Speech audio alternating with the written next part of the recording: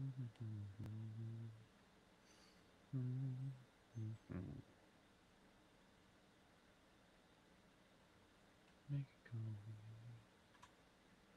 Make it go away.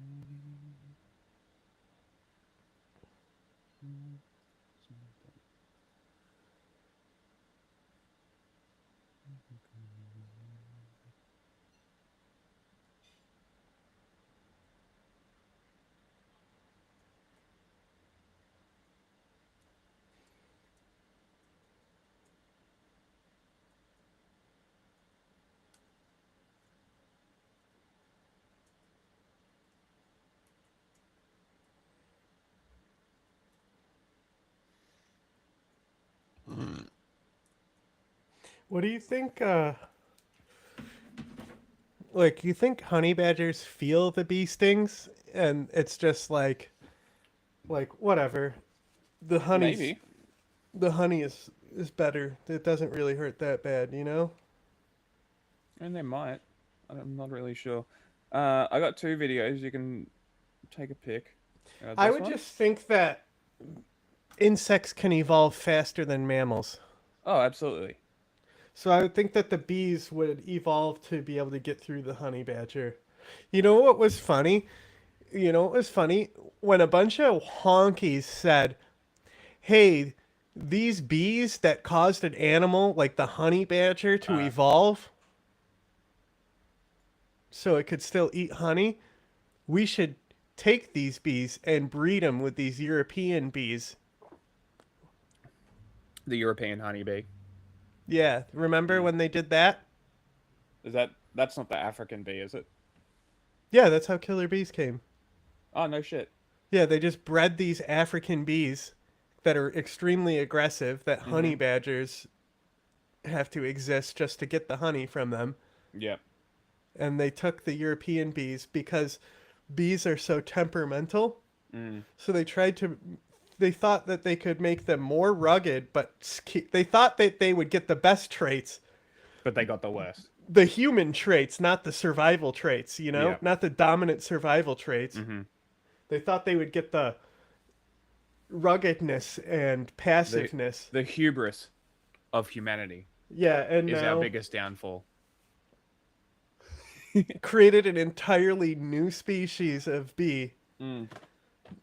that has now taken over. There's killer bees basically in every state of South America. Because I believe Crazy. they started in Brazil. I didn't know that. That's wild. Fuck bees.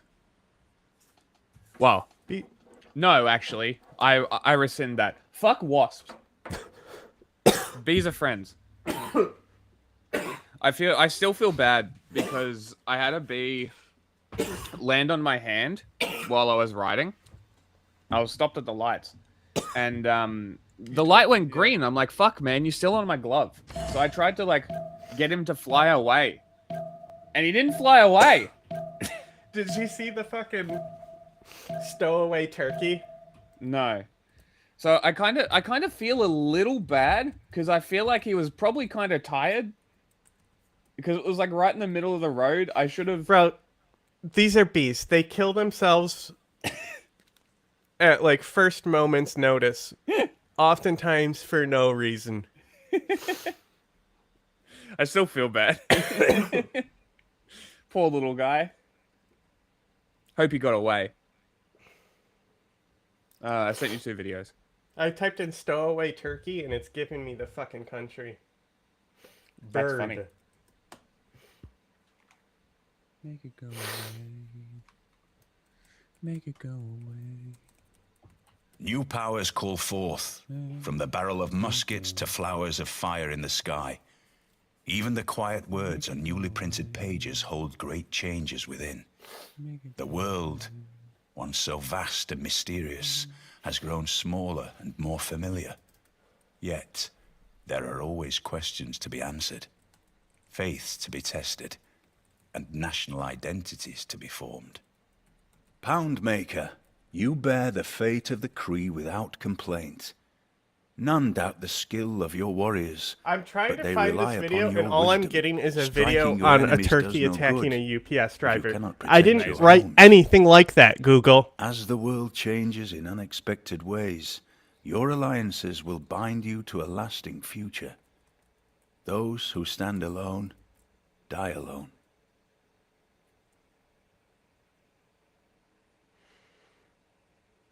God damn it. He's just like, there's a turkey. He films a video of the turkey on his back of his truck, and then he knocked it off. So the video starts of like his supervisor or something filming his phone. So it's a Yeah. phone filming a phone, and he's like, okay, so there's the turkey on the back of the truck, and that was 30 miles ago. And then he pans down, and the turkey's on the ground, just walking around. What the And he's fuck? like, I knocked it off the truck. So this turkey is now 30 miles just delocated from where it was. And it survived off the truck. Yeah, so it was like Crazy. one of those trucks that transport cars. Yeah. And Ah, so okay. they found out that it got in the back of a pickup truck. Oh my god. That's awesome. State of the Union address. Once a year, the President of the United States gathers both houses of Congress plus the Supreme Court, and he answers the question on everyone's lips. What is the state of the Union? And folks, you never know. I mean, what if he tells us that the Union is in Wasn't bad it like shape? the longest State of the But Union thankfully, ever? Yes. woo, every single time the nation is relieved to find out that things are going great. The State of the Union is strong. Except for And this that's time. not something the president would ever lie about, especially this one. This president, he cannot lie. They call him Honest Don. Mm-hmm. I believe there's a story about Donald Trump. He cut down a cherry tree, and his father was like, Donald, why'd you do that? He's like, Father, Because I wanted to. Father, I cannot tell a lie. Yep. Yep. So He's not only is he co-opting buildings, he's co-opting backstories. he is. So to recap this year's State of the Union, everything, it's not just good. It's the best it's ever been. Yeah, have you looked around lately? The streets are paved with gold. So, all right, thanks for watching the video. We'll see you later. Of course, that's not actually true. Not everything is going great here in the United States of America, and we're not going to bore you by going line by line recapping and fact-checking the most excruciatingly long State of the Union speech in U.S. history. We will not do that to you.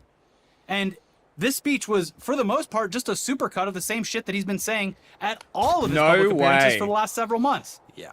Really, the most notable thing about it was how, despite the economy and affordability consistently ranking at the tippy top of voters' concerns in all the recent polling, he barely addressed it and only had positive things to say about how great the economy is for everyone right now. For everyone, it's doing great. I heard they were giving gasoline away for free. Yeah, they're just spraying it around. They're playing in it.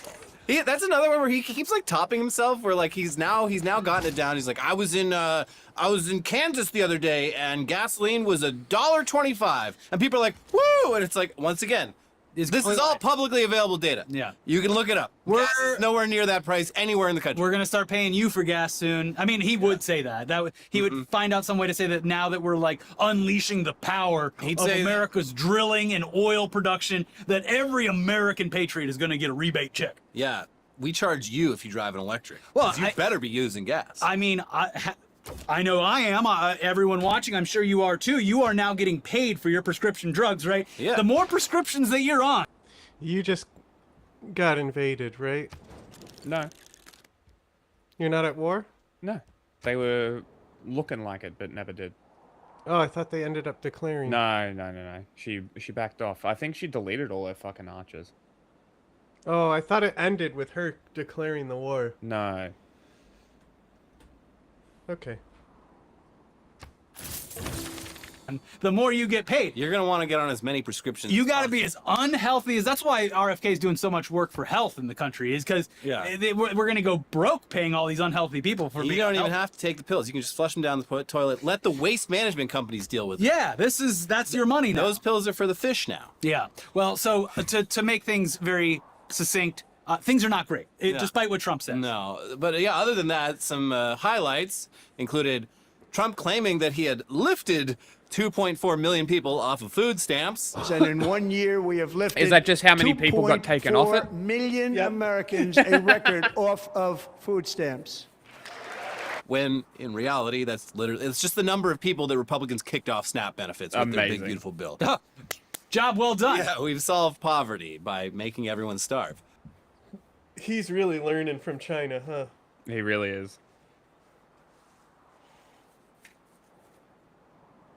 Yeah, we did it. Those people aren't sick anymore. They're dead, but they're not sick anymore. On the topic of Venezuela, he basically admitted that his illegal boat strikes have mostly just killed fishermen. We very seriously damaged their fishing industry also. Nobody wants to go fishing anymore. Quite the omission at the State of the Union. Yeah, and everyone thought that was just the funniest joke they'd ever heard. It's so funny that fishermen in Venezuela fear for their lives, and with good reason. I don't doubt that Republicans really do think that. I just think that their way to navigate any kind of Trump Drive my backlash truck. is to applaud at things that they understand from a logistical point of view, and then to laugh at anything else, because then they get to actually use the excuse that he was just joking. Yeah. Well, didn't you hear the laughs? Yeah, God, you libtards are so sensitive. He also, once again, got pretty damn racist when talking about Somali Americans. The Somali pirates who ransacked Minnesota remind us that there are large parts of the world where bribery, corruption, and lawlessness are the norm, not the exception. Camera shot right Importing on these her. cultures Great. through unrestricted immigration and open borders brings those problems right here to the USA. And it is the American people who pay the price in higher medical bills, car insurance rates, rent, taxes, and perhaps most importantly, crime. And despite claiming less than a year ago that he had totally obliterated Iran's nuclear facilities, I guess an Iranian missile attack on the U.S. is an imminent threat. They've already developed missiles that can threaten Europe and our bases overseas. I heard and they're this working already. to build missiles that will soon reach the United States of America. Bruv, I've heard this already. Okay, well, All right.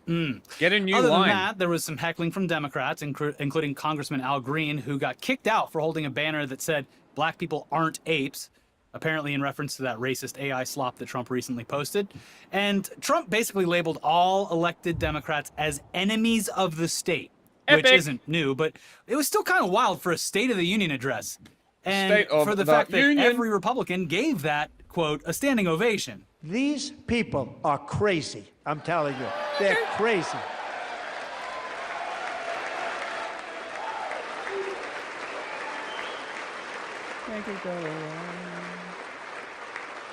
Amazing. Incredible. Boy, oh boy. We're lucky we have a country. With people like this, Democrats are destroying our country, but we've stopped it just in the nick of time, didn't we? Huh? This is what they think of you. Guys. Yeah. It's like you should start Show me acting your like, genitals. like face reality here. These are not your friends from across the aisle that you can, cut a deal with. Yes, not at all. And the reactions that I saw, not from politicians themselves, but from coverage all the way up to like the most libbed out people, were just like, if you were president, the first thing that you probably shouldn't do at the State of the Union is attack half the country.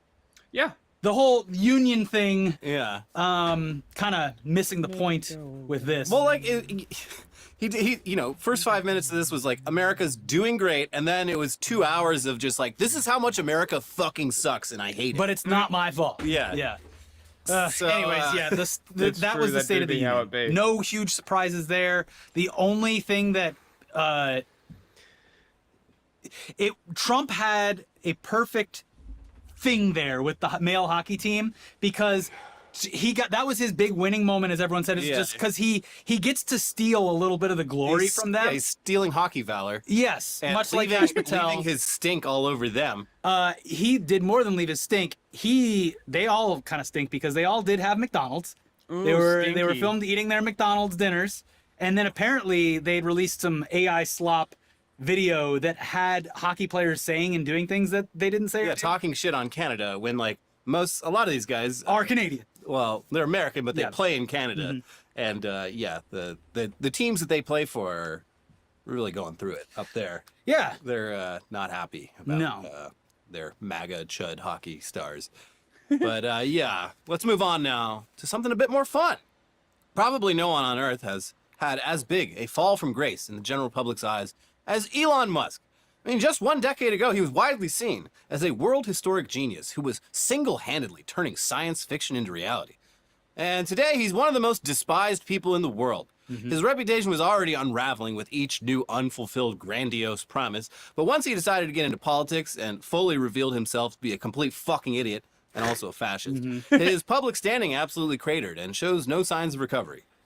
And one thing that definitely hasn't changed for old Elon, though, is his deep fetish for litigation. Ooh, sue me.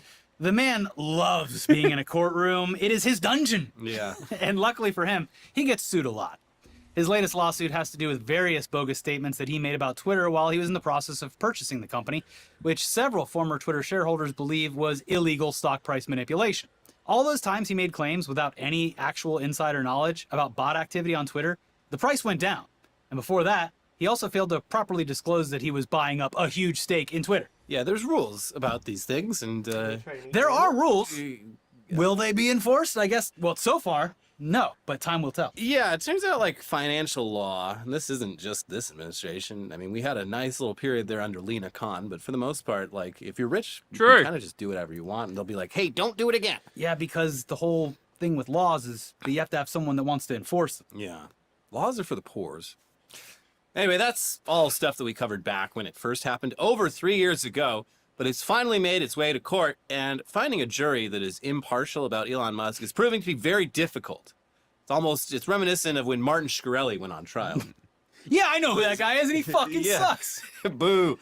Yeah, nearly half the jury pool has been dismissed for hating Elon's guts. Here's the SF gate. Look, Mal. Judge Charles Breyer, reiterating that the jury would need to stick to the case as evidence, said candidates' answers to the pre-selection questionnaire featured many complaints about Musk, his companies, and his political leanings. When around 36 people raised their hands to say they couldn't ignore their biases, the judge cut them from the pool.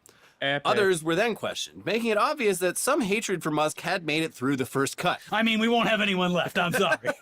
According to Law 360, one candidate said, in a criminal trial, I would feel morally obligated to convict. However, in a civil trial, I could set those views aside, adding, I believe it would be to the benefit of the human race for Mr. Musk to be sent to prison.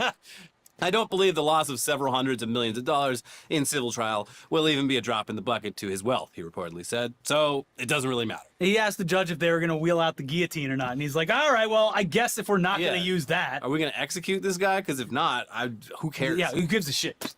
Yes. I mean, that's what it sounded like.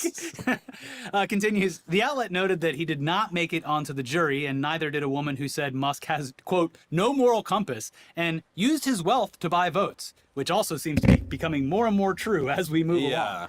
along. The judge also dismissed a candidate who said they disagree with the existence of billionaires, and another who noted their dislike for Musk's firing of Twitter content moderators, Bloomberg Law reported.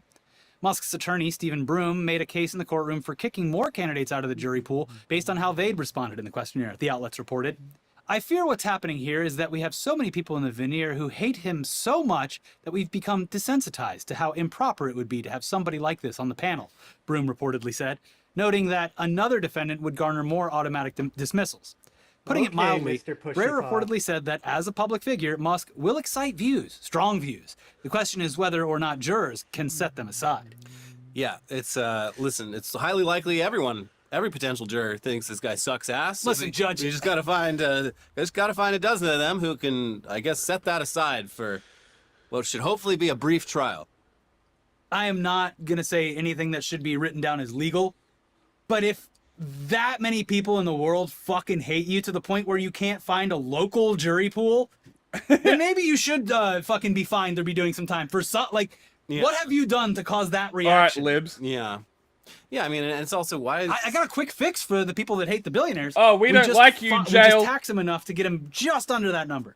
Oh, hey, that we're would work. anti-capitalist. It'd also Buy be nice Raycon. if you didn't have to file a civil lawsuit to get the law to be properly enforced. Yes, that's the whole thing. Is We so take this should have sponsorships that we triggered don't actually give a automatically. fuck Yeah. about He because should it's just be in about money. very deep trouble for not disclosing the fact that he was buying Twitter for Twitter some shares reason- at that level. And also, yes, this whole thing, the deal should have never gone through.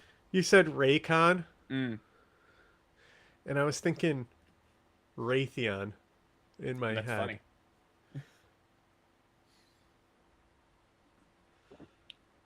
Because like, if we were to have a show this big, I would Hello. go out of my way to go to companies that I believe make good products and do sponsorships like that. Because I tell you what I won't be fucking doing. Shilling fucking Raycons. I don't give a shit. I do. I'm I not don't selling give a- dog shit Bro, fucking headphones to I don't- people for I don't fucking give money. a shit. Like, you know what? Like, No, in my perspective, Mm. our audience is gonna know that they're garbage, and if it's a fucking deal on headphones, they could buy some boomer who isn't gonna fucking care, yeah. and 'Cause, it like, supports us. Then I I don't was- really care. Yeah, like if I was to Mister- specifically a Mr. headphone Pushy Paws. company, like specifically a headphone company, I would go to these guys, right? Now There's, these guys, I have had There's one that's like well, they don't do YouTube sponsorships. V-Motor. No, I know, but like There's I one wouldn't. company that's it's a audio cable company Okay, that does some YouTube sponsorship. audio cable. Okay, I'm interested. Yeah, because Rode is another they'll one even that I'm do, like, interested to contact. like if you can't find the cable that you need, they'll even do custom audio cables for you. No shit. That's pretty cool. Because like I kind of. But like that's a specific high-end yes. audio cable market Yeah, exactly. So it's like of people who would already be creating content. Mm. So mostly they do affiliate marketing. uh-huh. And that's why from the start I said, if you want to make money, continually look into affiliate markets. Yeah. The problem with that is you need bigger audience. Yeah, To have- well, that's what I've said from the start. Is like Yeah. the audience needs to be bigger, which Mm-hmm. is why I'm trying to do like Baldur's Gate stuff and stuff. Yeah. So we get less of a political audience, because even in the political audience, it's a very specific, Yes. catered view, and like anyone who disagrees with someone in our audience ends up being intimidating and doesn't want to come back. Yeah. We need to. Like I hear that a lot from people, like from my friends who came in to watch me.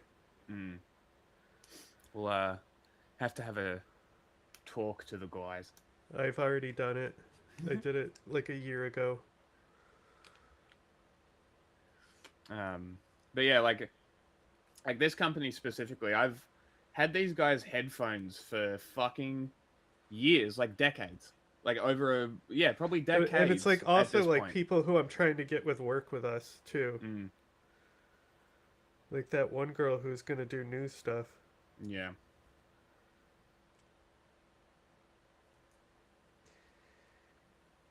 Well, maybe the move is produced videos and keep the streams to non-political.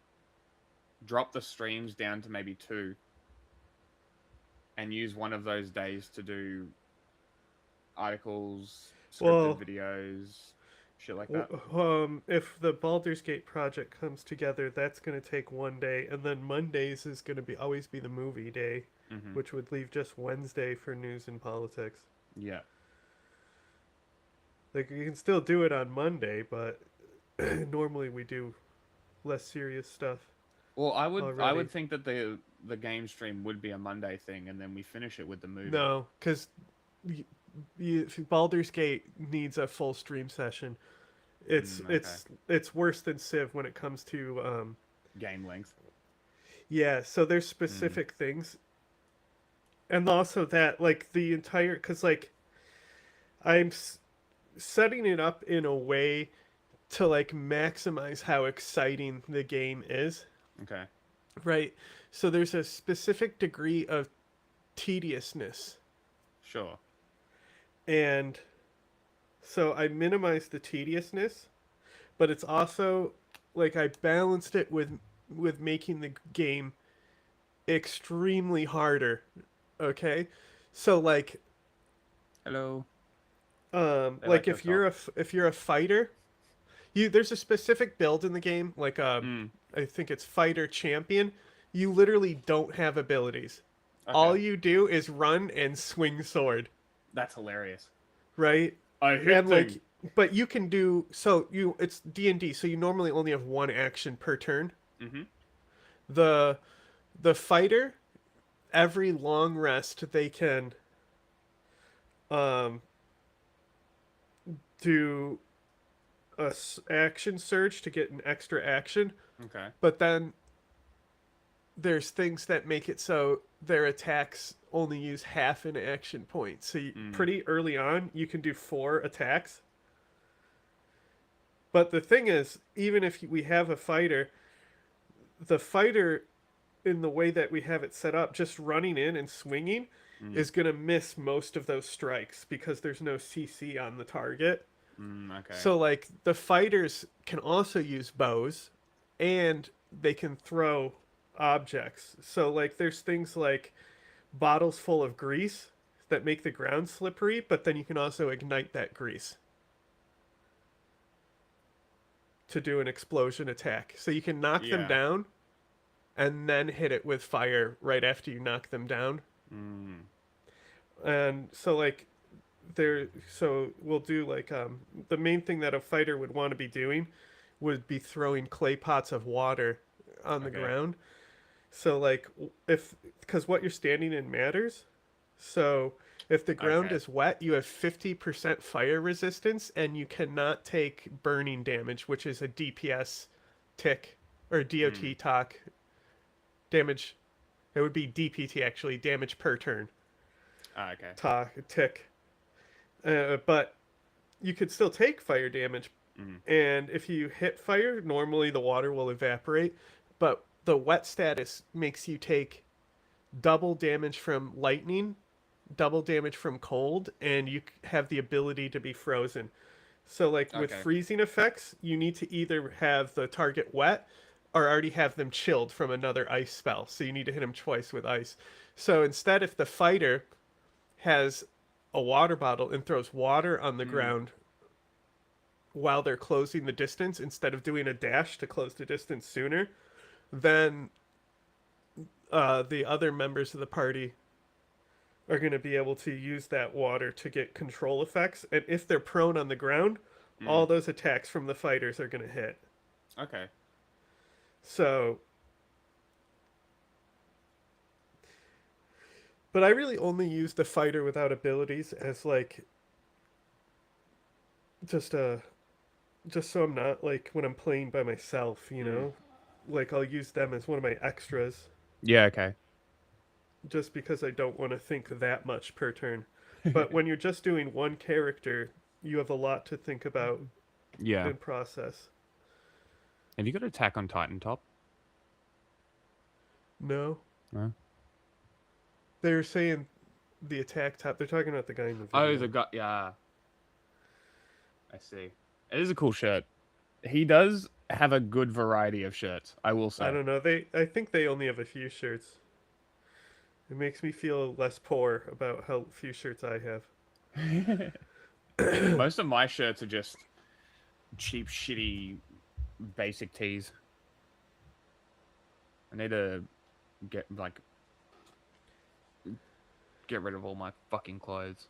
Give it to a op shop or some shit. Have you moved 10? Hang on, I'm almost done here. Make it go.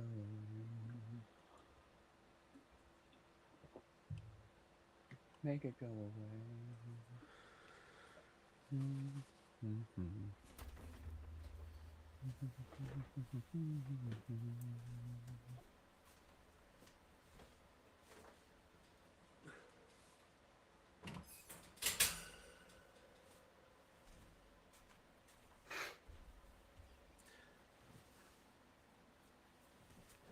Just a poor baby.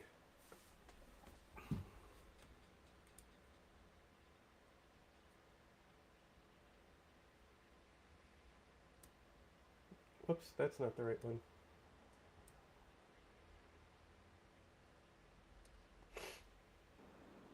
Yeah, I haven't even done tweets yet because I'm so tired. I'm still waking up, you know?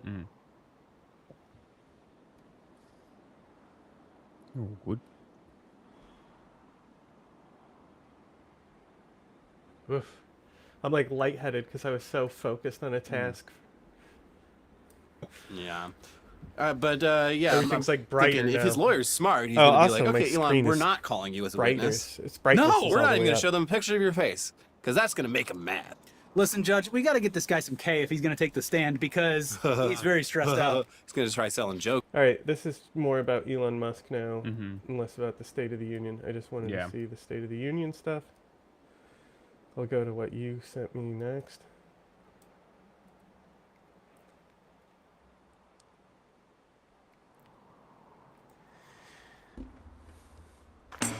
This is Mark Chopper Reed, Australia's favorite earless criminal.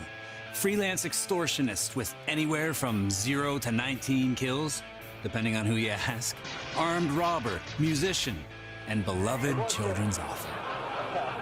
The police hated him, criminals feared him, and the media and public adored him. The question is, why would the general public want anything to do with I a hope he talks madman about how whose much name was synonymous he with lied bolt cutters and a how much of blowtorch this in the was Melbourne fabrication. underworld? I hope he talks about Today, that. we're talking about You probably how have no Australia's idea who most this guy is. ridiculous criminal became a living legend, backed by popular demand. Welcome to Classic Breakfast Cereal. It's a sweet pick. It's a I mean, great no wonder title. this guy only spent 13 months outside of prison between the ages of 20 and 38. That is some serious firepower. I mean, what's he got there? 3 revolvers, a pistol, and a sawed-off shotgun in the shoulder holster? I mean, for a night out in Melbourne?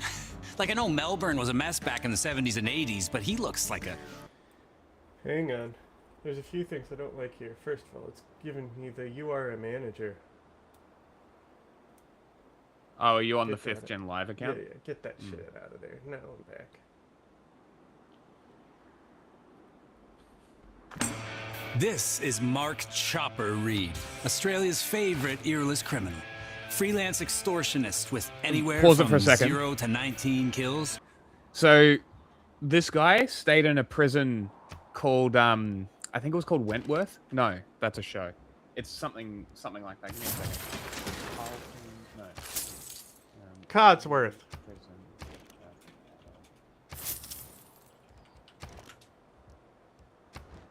Not interested in your fucking AI. Pentridge. So Pentridge, I wasn't actually aware of where this prison was. I drove past it the other week. It's now housing. They left all the prison walls up and they just built housing on top of it. The prison cemetery is still there. I guess they had the the forethought not to build housing on top of a prison cemetery. And then one of the main cell blocks is now a wine cellar. So like, it's kind of interesting though because the entire the housing complex is built within the walls of the prison. So like the outside walls going into the housing complex literally looks like a prison. It's still got the guard towers on top of the walls and shit. Obviously they're decommissioned and they've reused them for whatever. But like, it's just interesting seeing people or seeing the state reuse prisons for housing and not tear down the walls. Not like tear down it completely and just leave them there. I think that's kind of cool. Like, there's a lot of things like that. I don't know if they do that in America. Because I imagine that, like, brownstones, they'd mostly restore them. But, like, all of these old buildings in Australia, what they'll do is they'll tear down everything but the front facade, and then they'll build behind it. So they keep the old facade, and then they just have modern shit behind it. I don't know if they do that in America, but that's something that they do here, is, like, repurposing old buildings. I kind of dig it. Keeps the city cool. I imagine in New York City it'd probably be a bit hard to do that. Some of the older properties are probably low rises, taking up massive high-rise building space. Well, New York City's a different topic entirely because you have shit like Billionaire Row. Billionaire Row? Yeah. Well, I'll show you. I'll put a video on about it if you want to learn about it. It's very interesting, actually. I am quite interested. So, this is mostly a thing that is done with districting. Okay? So, as somebody who has ran businesses in the historical district, it's... in many towns, it's not working out. Okay. So, basically, in the historical district, any modifications you want to make to your building or property, you have to then go through the historical society. Like, you have to go down to City Hall. Yeah. Okay?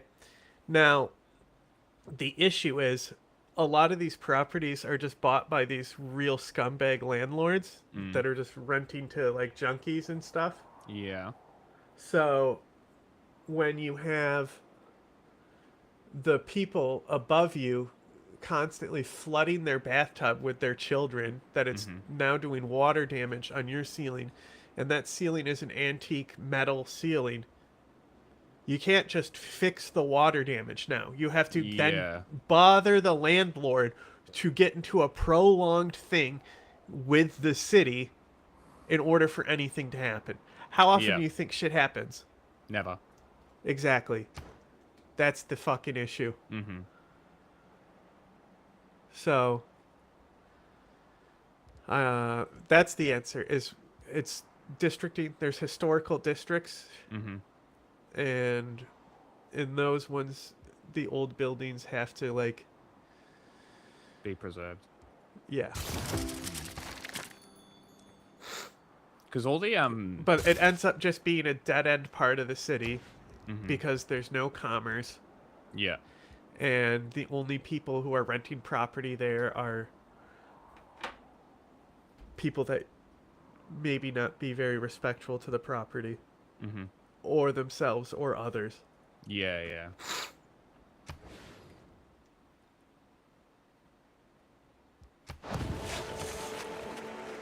Depending on who you ask, armed robber, musician, and beloved children's author.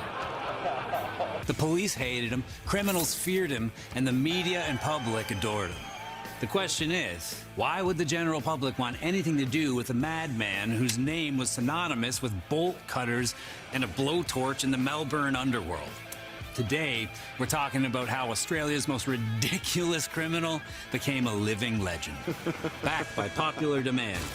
Welcome to Classic Breakfast Cereal. It's a sweet pick. I mean, no wonder this guy only spent this start over? 13 What the months fuck? outside of prison between the ages of 20 and 38. That is some serious firepower. I mean, what's he got there? 3 revolvers, a pistol, and a sawed-off shotgun in the shoulder holster? I mean, for a night out in Melbourne? Like, I know Melbourne was a mess back in the 70s and 80s, but he looks like a supporting character from Grand Theft Auto. I gotta be a little careful with this guy, too, because I hear he's kind of like an Australian national treasure, like on the same level as Steve Irwin and Marmite. Oh, excuse me. I feel like if I handle this wrong, the entire continent is gonna be in my inbox telling me to shut my Canadian mouth, eh? Which I guess, sure, fine, kind of understandable. I think they're just protective of him, like they know he's ridiculous and full of shit, but he's their ridiculous and full of shit criminal. And what do you guys call him again down under? Like, it's like Uncle Chop Chop and something like that, right? I guess they'd give him a pass because he was kind of like, you know, the Dexter of the Australian underworld, a criminal who killed other criminals, mostly heroin dealers and shit. So, I mean, I guess, yeah, you gotta give him a little bit of respect for that. But still, I mean, I don't even know where to start with this guy. Every single time I search up his name, something something absolutely hilarious pops up that we gotta talk about. Like, look at the first 2 sentences of his wiki bio, okay? Mark Brandon Chopper Reed was an Australian convicted criminal, gang member, and author. Reed wrote a series of semi-autobiographical fictional crime novels and children's books. What? Hold on. Who is buying a children's book from a guy who looks like this? Like, is this the about the author image on the back of the book? Even if it isn't, I mean, Why would you read your kids bedtime stories written by a guy who was famous for kidnapping and torturing drug dealers with a blowtorch and bolt cutters? Like, look at this. Here's his best-selling children's book. Like the artwork alone must exclude it from every children's library in the world. The title, too, Hooky the Cripple, the grim tale of a hunchback who triumphs. Triumphs over what? Who? Drug dealers? Heroin junkies? Neville fucking Bartos? Really? I was trying to find a copy of that book. I couldn't find it. But I did find this clip of Chopper promoting it on the Footy Show. Hooky screamed and, drawing his fishing knife from his belt, stabbed Manuelo the Butcher 21 times in the head. The butcher fell in the mud, dead. But anyways, where was I? Yeah, you actually needed to take out a life insurance policy just to interview this guy. Here's what happened when a reporter for Hard Copy interviewed him in Tasmania. Ladies and gentlemen, there's a slug in this gun. Now, you got to take my word for it, but there's a slug in this gun. Well, I want one shot to my head, one shot to Renee's. Are you ready, Renee? I don't think I want to play. Are you ready? You don't want to play. Bad luck. Dude, like, take it down a notch, pal. Psycho. I mean, the 90s weren't that long ago, but holy shit, they were a different time. It's the 90s, remember? Microchips, microwaves, faxes. I don't care if there's Forcing a not reporter anything to play in there. Russian roulette against her will is next level. I don't think I want to play. I mean, even if the gun wasn't loaded, which, by the way, Chopper claimed it was. It wasn't. This one definitely was. Yep, I'm a crack shot. Crackhead. 90s TV was Yes. awesome. I mean, that right there pretty much demonstrates that he's not right in the head. What if he missed and blew that guy's arm off? He wouldn't care. You're just gonna finish the interview from inside a trauma Yeah, he ward literally while would've. Chopper cracks jokes about how his aim was a little off because he had one too many Fosters. And who is that guy anyway? Like, did Chopper just tell the boom guy holding the mic? What's with to, the song? Hey, put down the mic and hold up a target. Can we not have the music? How about no? Trent, Please? grab that bottle. What is Okay, he next fucking video. thinking?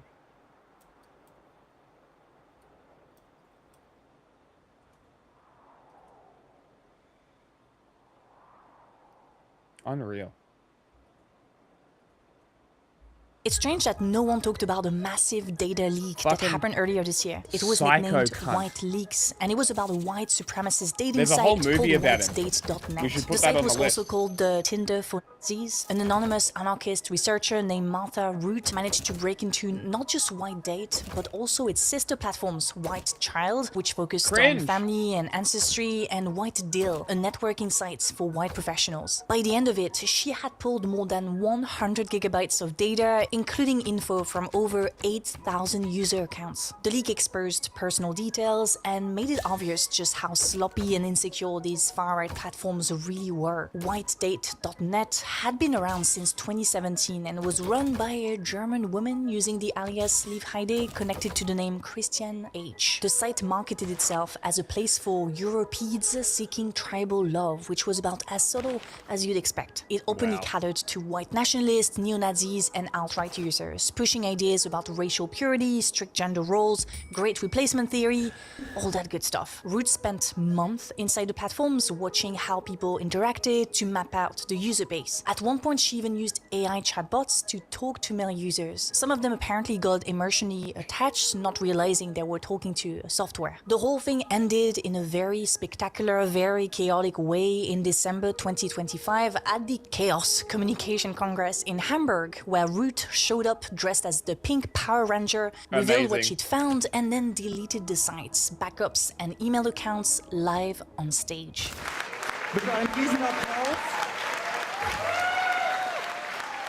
Some of the leaked profiles were later posted on a parody site called Amazing. okstupid.lol, complete with an interactive map. As you can see, users are spread Incredible. across dozens of countries. Are those Poops or potatoes? I'm gonna say they're turds because they're representing Nazis. And it's funnier. Maybe they're chicken nuggies.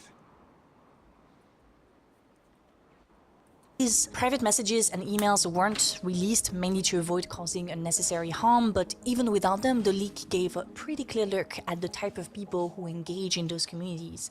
I did spot a Nazi flag in one of the pictures. Now, one of the striking data points to come out of the leak was the gender ratio. Platforms were packed with men and had barely any women, especially younger ones. In fact, one of those women, an older woman, was the Chancellor of Glastonbury in the UK. She was part of the Conservative Party. The party eventually got rid of her for obvious reasons. But anyway, very, very few women. Root compared it to a Smurf village, which says a lot. It's a pattern you see across extremists, far-right spaces. The mix of misogyny and rigid ideas about how women should behave tends to drive women away, leaving a lot of lonely, frustrated guys behind. This is exactly the story of another app which, I checked for the video, terminated in November last year. It was called The Right Stuff, and it was founded in September 2022 by Peter Thiel. The Right Stuff only catered to heterosexual audiences and had to wrestle with a major problem which ultimately led to its downfall, an absence of female users. Those are the only two options. Ladies and gentlemen. Gentlemen and gentlemen. One user complaint read as follows, quote, "These days it's hard to find a woman who values my patriotism, my faith, and so after being ghosted by every match on Tinder, I decided to give this app a try. But the weird thing was, I couldn't find any women on it. I don't know, maybe the app is No bugged? way. So yeah, same thing as whitedate.net. Lots of men, very few women. So, where are they, the women? Where are they hiding? My name is Alice, welcome or welcome back to my channel. Today we're gonna talk about how dating apps are shaping modern love for the better and for the worst. Women are picky these days. They won't settle for mega men. I just wanna catch my fish, drive my truck, drink my beer. I just want to catch my Is fish. it really a piece of steak in the background? Jokes aside, if we look at more regular dating apps, you know, not the Right Stuff, It's the so White funny. Net, That's like a the more real regular serious ones, song. then we notice a similar yet less dramatic pattern regarding the They gender take ratio. themselves so Men use seriously. dating That is apps like- more than women. Australia! That is like a fucking John C. Reilly song that you would see in like something that he like made about a country singer, you know?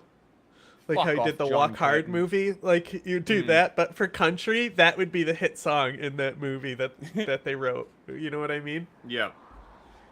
Which can lead to assumptions like the women are picky takes, which circulate a lot in the manosphere or on podcast bro content, and which can be radicalized into mass extinction takes these days. A woman does not need a man in order to pass her genes along. If you're a woman, you can just go to a sperm bank and you can get pregnant. Women can just procreate if they feel like it, and men cannot. So I think what we're starting to see a mass extinction event. We are seeing natural selection for a group of men. Some guys experience channel stagnation for a year and rebrand themselves as conspiracy theorists for that AdSense money. Someone needs to come up with a theory about this. This is happening way too often.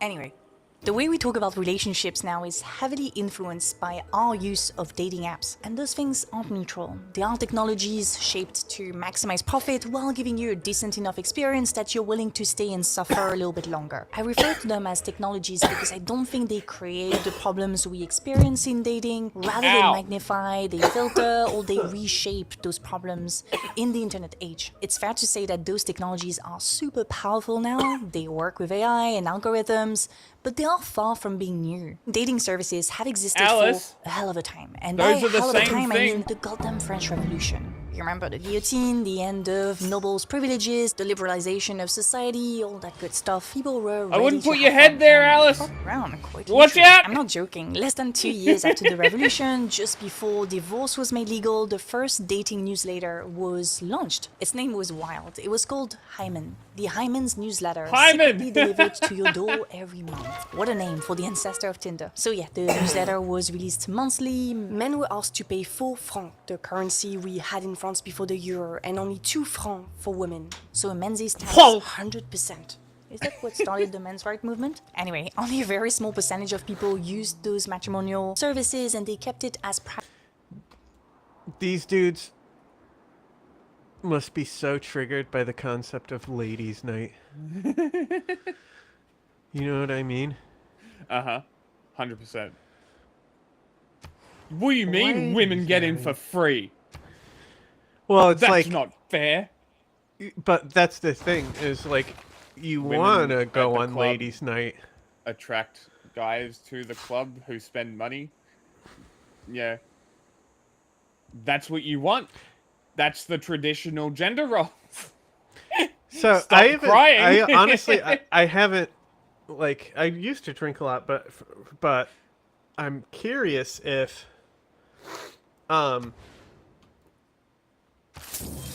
you're buying a drink for a lady, if it's cheaper. Ah, that's an interesting point. That is probably not a bad way to go about business. Like, I wonder, I'm sure you could swing that, like, it's ladies' night, and it's like, hey, I'm buying it for this lady. Can I pay the lady price? The bartender more than likely would say yes. Yeah. Don't see why not. Bing bing. I'm working on spreading my goth girl spit.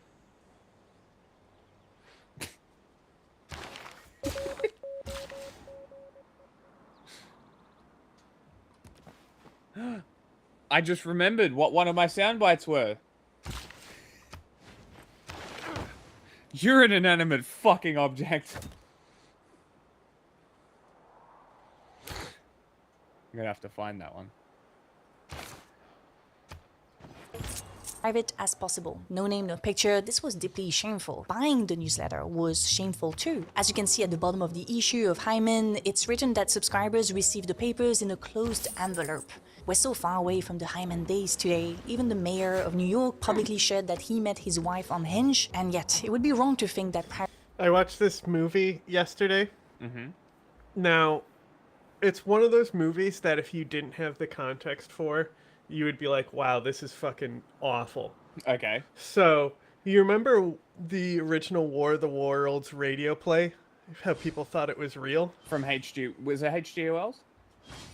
Yeah, Yeah. but they did the radio play. Yes, and yes, yes. It people was thought like the radio 20s, was right? real. So, the movie is called Ghost Watch, and it was a BBC produced movie, as in the government helped fund this. Okay? And so it came out on, I think it's like 1995 or something, or 1992, but it aired on Halloween. Okay. And the whole premise was that it was a live ghost hunt. And it's sold as in, like, this is BBC News Oh. doing the ghost hunt. Yep. And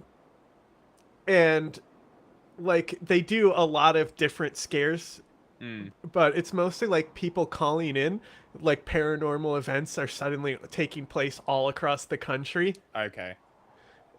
And like they do this thing where they show a ghost footage of the house that they're staying in. Uh-huh. And then the first time they show it, it's normal, but then they go, okay, somebody said they saw something in that footage, and they put it on screen. The most obvious figure is in the background now, right? But like it's live. It's sold like it's live. It's not like the viewer would rewind to check. Yes. And so it ends on like this cliffhanger where the studio gets haunted and starts exploding. That's great. Because they say the ghost has literally crawled into the network and is possessing the TV network. And so the TV studio starts like exploding and stuff. And it ends on this cliffhanger, and apparently people freaked out. Oh. But I will say, with that context and thinking about how fun that must have been, well, fun for certain people, you know, I'm comparing that to one of the worst movies I think I've ever seen, Paranormal Activity. It is a pretty bad movie. Yeah, and it's not like this isn't any more exciting than that because it's very similar because they have cameras set up all over the house they're cutting to and stuff, but they keep cutting to this TV studio, and there's even like a clear villain. Like there's an asshole who doesn't believe in ghosts, who's like slacking off and like doesn't care about the Yes. shoot at all. Oh, dude. It And just- after the people seem like they die inside, that's the only feed left. And he's like, "What? We're live? They didn't tell me." These, starts insulting the BBC about like how messy the production is. Yeah. And you can just imagine people screaming at their TVs at that point because he has no idea that like people are getting killed inside the house by a ghost. Privacy doesn't matter an anymore. interesting idea. If you think in Anyway, terms of see her The reason microphone? I brought that up is because every time she says Hyman is funny, they say something that the thing underneath the stairs is like the glory hole. Oh my god. And they keep talking about the glory hole, and I'm just like, you gotta stop calling it that. regular people, heterosexual relationships like Zoran and Rama, then yeah, not shameful. However, if your pastime is going to mega events and taking family pictures with fascist flags, you might want a little app for yourself, right? That's what White Date and The Right Stuff were made for. The privacy element is key here. That's why the public deletion of White Date and the reveal of the names and location of people using the website was so dramatic. The social stigma around being a neo-Nazi is still a thing, especially for average people with normal jobs and lives, and that's a good thing. That's healthy social stigma. We need more of that social stigma in society right now. However, there are other forms of social stigma that the privacy of dating apps allow people to avoid. One of them is the stigma of the dating apps allow women to have way more partners than The they what? used to What's a what? indulge in one-night stands without having to disclose it to their friends. Women can now Say the experiment word. without the fear of being shamed by society that still views them as essentially pure asexual beings. And that's probably the thing that frustrates the podcast bros and mass extinction whistleblowers the most. Women are using dating apps to better understand what they like, what they are into. They turn one-dimensional female sexuality into a multi-dimensional thing. This is threatening to the minds of those misogynists who only view two categories of women: the authentic tried wife they keep at home as much as possible, and the they cheat on their tried wife with. They are terrified by anything that would allow women to experiment with desire and sexuality, because in their ideal world, the is not free. Oh, She's shamed no. and used for their own Women's pleasure. Has nothing Oh to no. So, modern dating apps What allow a for horror. experimentation. Younger generations have had more relationships before settling down than previous generations. They've had more partners. Now, that doesn't mean they don't want to settle down. Most still do. But when they do, they Let's not forget that it wasn't long ago that our culture sent women to the doctor so the doctor could make them come, because the husband was like, "What? Make my wife come?" Is that really a thing that happened? Yes, it was a cure for women hysteria, apparently.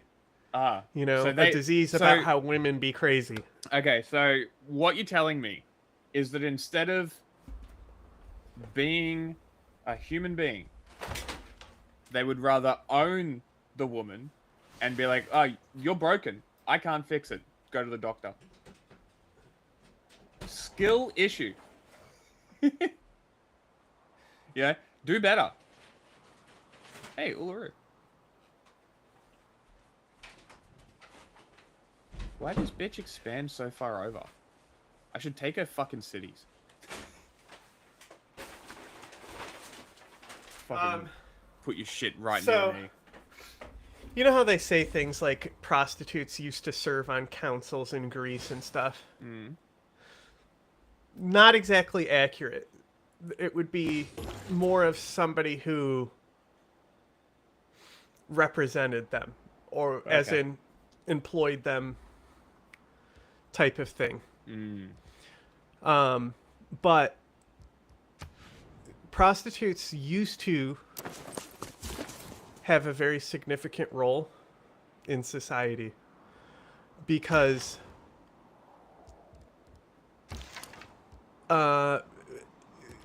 having sex, like, we're in a time, like, they want to talk about how these dating apps have led to women liberation and shit. I'm talking about the whiners, you know? How women are allowed to fuck and only care about the, like, top 1% of guys and stuff, you know, those people. Like, they think that's bad. So, it wasn't long ago where sex wouldn't just lead to pregnancy, it could potentially kill you. Yeah. So, men being promiscuous was basically allowed in society because their wife didn't want to have sex because she might die. Yes. So Fair enough. as things caught up and women were allowed to experience sex as free as men, the institution of like marriage as it happens today started to come about. Yeah. Rather than letting the women have the same sexual liberation as the men gave up sexual liberation and made it so they became more monogamous in the culture just so women wouldn't have the same like luxuries as them. And it's one of the only times where like, you know, because normally people think that equality is taking away something. Like Asmongold hears things about equality and DEI, and he thinks that disenfranchises him as a white guy, right? Sure. But this was one of the few times in society where people actually gave up a right and luxury to then infringe and restrict the rights and luxuries of an entire demographic. And it's things like that and like obviously sexual liberation is a lot different than like what democratic confederalism is like talking about. It doesn't really talk about sexual liberation, but I think that sexual liberation is the most important aspect. And I understand why a Middle Eastern ideology wouldn't focus too much on that aspect of things. But when they say that the first thing that humans did was enslave the woman, like that's the core tenet of the PKK ideology. Sex is what led to that enslavement. Yeah. So, really, I think sexual liberation is really the most important aspect of this liberation. I don't disagree. It's like their idea of sexual liberation is like kind of like an abstinence only type thing. Yeah, it's almost a conservative way to look at it. Yeah, I mean, it's a totally different, like even that's the thing is like even inside their society, it's a very alien type of thing. Yeah. I mean, it's alien worldwide. It's not like it's just Kurdistan or Rojava. But that's the thing is like in Asia, not most places. I'm talking about South, East, and East Asia. Like, obviously, there's still going to be gender issues in those countries. But like, you look at a country that's got the sexual violence of India and Pakistan, and they've both like had way more female leaders than a lot of Western countries. Yeah, that's very true. Sri Lanka they're literally executing their last female leader. That's true. Yeah, equality. I got a lot of deals over here. Aid request. I am the last remaining player. That makes sense. It says the game's waiting on me.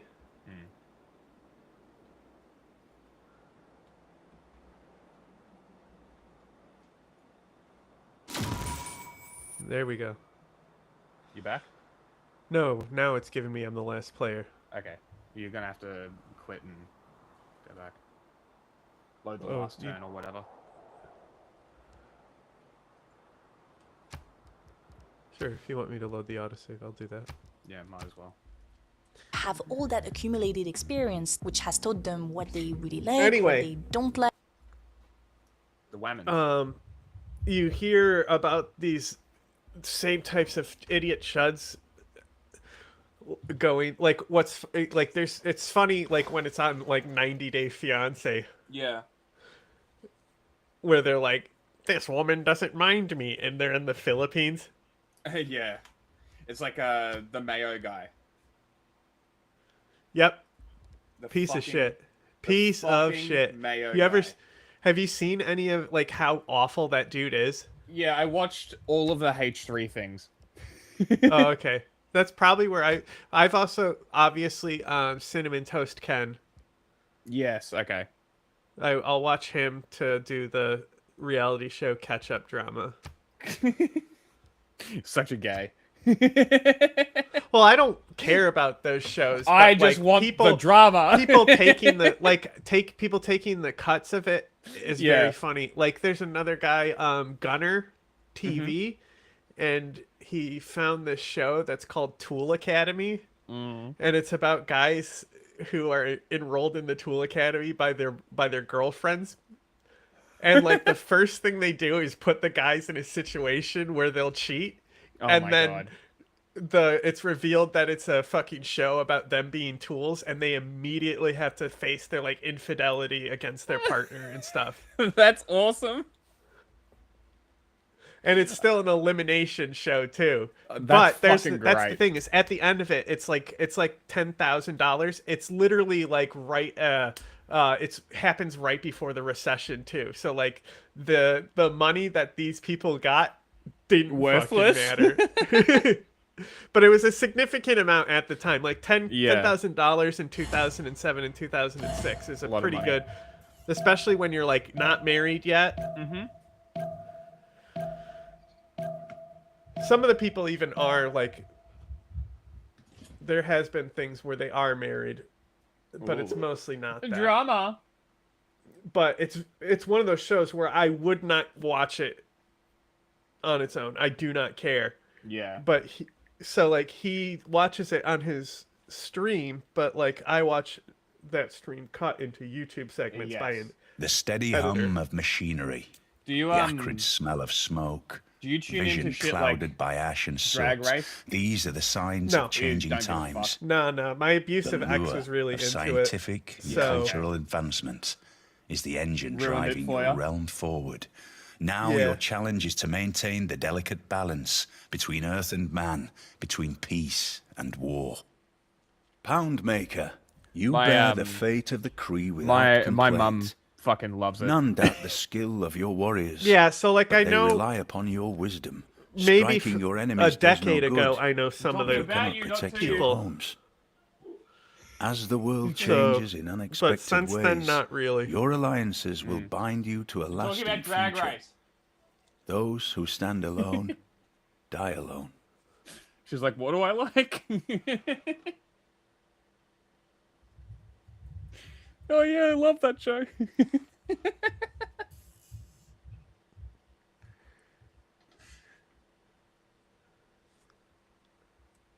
like, what they're into, and so on. And this works across the gender spectrum, by the way.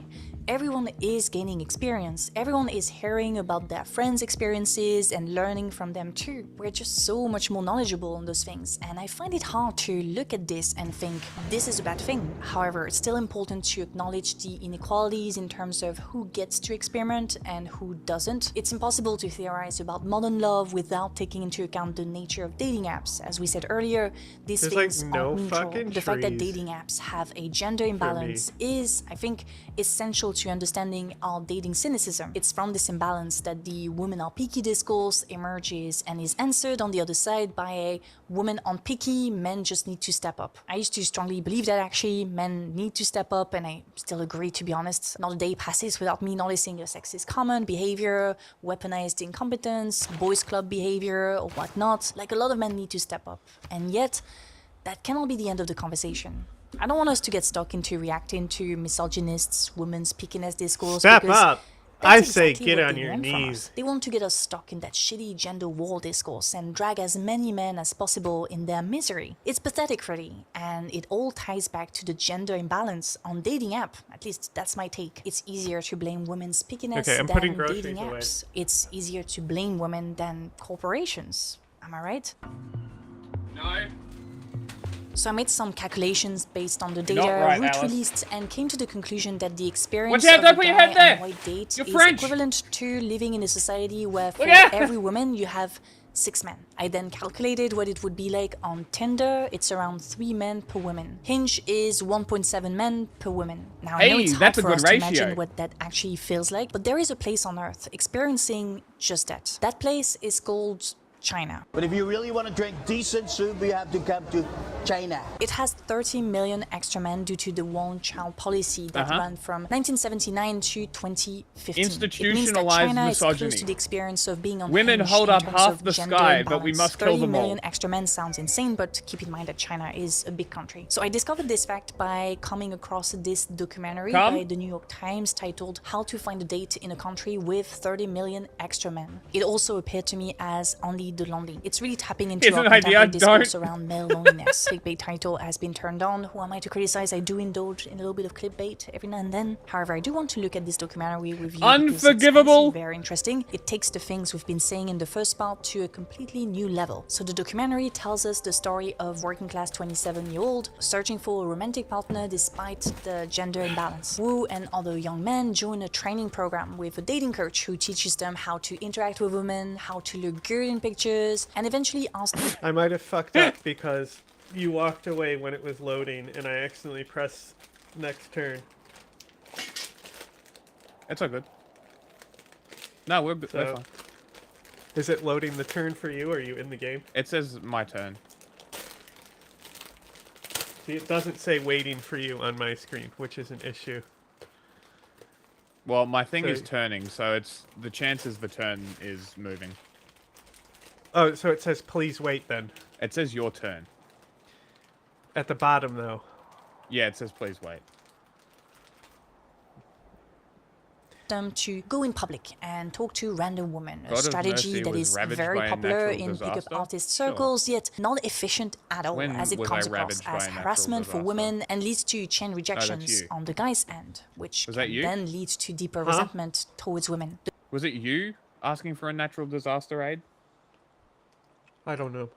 It looked like me. My game crashed. Told you.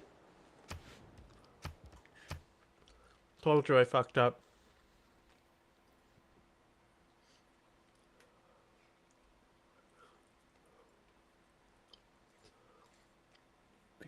The loneliness and humiliation is visually accentuated in the documentary in a way that almost Huh? distorts its premise or title. In fact, in the second I can't hear you. I know, I'm doing it on purpose. I'm quoting Rick and Morty.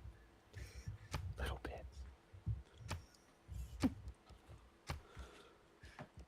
I think it's from their half of the doc, we show Interdimensional guys in Cable dense episode? urban areas surrounded by women, when the reality presented to us at the very beginning of the documentary is a scarcity of women I'm the and only one allowed surplus to have of eye men. Now, holes. that moment obviously caught my attention and made me realize how I'm the eye hole misleading the title and framework were. While there is a male surplus at the level of the country, big cities like Beijing, Shanghai, and Shenzhen actually have a female surplus. This leads to a trend of leftover men, as they're called, in rural areas and leftover women in urban areas. Many Chinese women leave rural areas for better education and job opportunities in cities. This phenomenon is common to all globalized countries, and it's not even limited to women. Men do it too. Wu, for example, grew up in the countryside but works as a delivery person in the city of Hefei. So yeah, it is clickbait to say that Wu is looking for a date in a country with a surplus of 30 million men. It would be more accurate to state that Wu, like most men living in big cities, is surrounded by a lot of young women. We don't need to distort reality to empathize with him and his struggles to find a date. That editorial choice really bothers me because we know how much of that male loneliness discourse is used by the manosphere as a way to get more men into hardcore misogyny. So I find this a bit irresponsible. But you know, the New York Times recently has published other headlines, titles that have been perceived as quite irresponsible, quite problematic in some aspects. So yeah, it seems to be a trend and I don't like it. But going back to Wu, Wu actually knows I just sent you something on Instagram. I think it's a look that I could probably go for, you know? A look. As I age out of femboy, I think it's kind of a timeless look that I could just go for, that I just sent you. What do you think? I agree. specifically needs, you know, the harness. You need there would be fake. the big thing would be this. There'd be a split in the top for my hair. Yes. He's looking for. He seems quite self-aware. 恋爱关系，首先的话就是能够做自己吧，就两个 It's 人 so 的这 funny. 种相互照顾， The 然后内心的 juxtaposition 交流。 between her 其 and 次再是 the suit is phenomenal. This distortion of reality operated by the New York Truly Times is not can just never know. irresponsible, it also prevents us from assessing the reasons why we have this situation. The framing makes it seem that Wu's unhappiness and loneliness is the result of not finding a girlfriend, and therefore finding a girlfriend is the solution to all these problems. However, at various moments in the documentary, we see that Wu works very long hours for small pay, that his job as a delivery person is very isolating, or that he still lives with his mother and sister.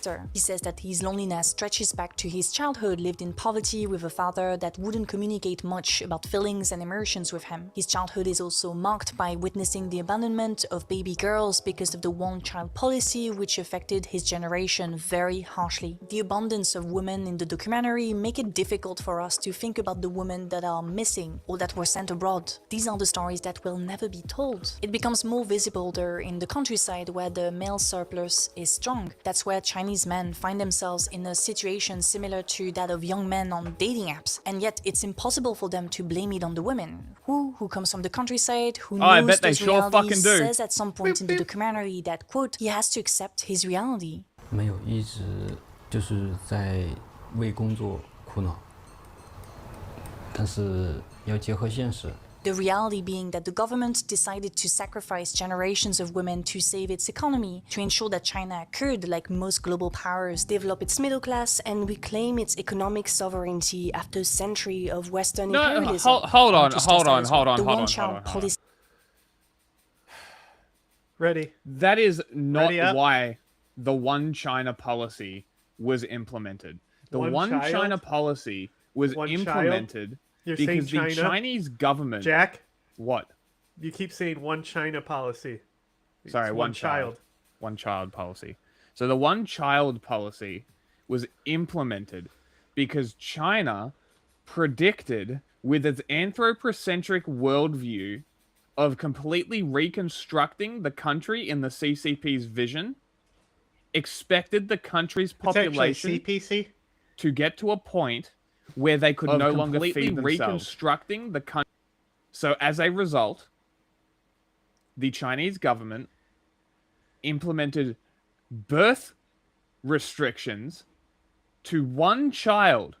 And when your entire culture is based around a feudalistic, misogynistic, patriarchal society, what the fuck did you think was going to happen? Did you really think that the gender, the sex of the person who doesn't retain the family name and in China is used as like family favor almost, are going to get rejected because people want males? This was always. That's the issue with a lot of, you know, the Soviets would say things like about women equality too. But where were the women in the Politburo? Well, that's exactly my argument right now with China, right? Yeah. And I use the Mao quote, right? Mao said, "Women hold up half the sky." Some kind of. That's what I was gonna lead into. Right. But so like, the thing is that they'll write down things about how everyone is equal, but they won't actually implement those things into the society. Nothing that they write down gets implemented into the society. That's the fucking issue with these regimes. And then I was also going to say, how often do we see like a tyrannical authoritarian structure form under a woman? Form under a woman? Yeah. Because like Bangladesh certainly had that. But it's not like... But did it form under her? Well, that's the thing, is it's more like what Trump can do, where basically she took the situation that the country was already in. Mm. Like, she used to be the opposition, by the way. Yeah. Was it authoritarian like that before she got in? Kind of. Kind of. Okay.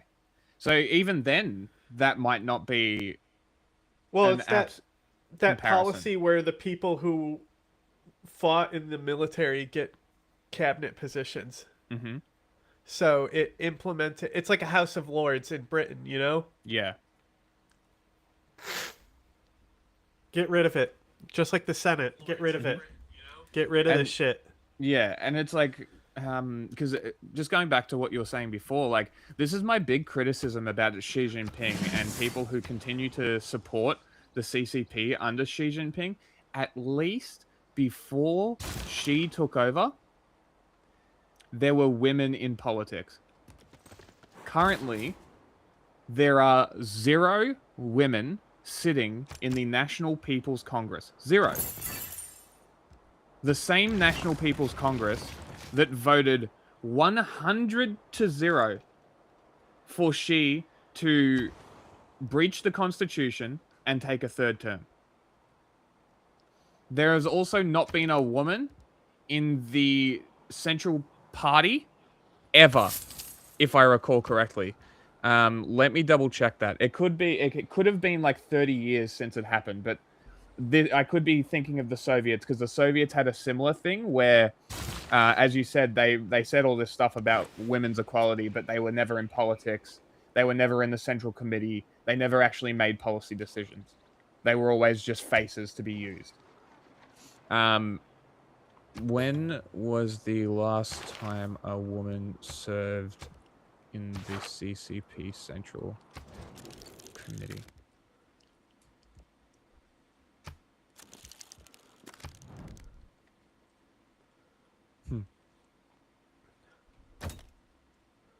It's loading.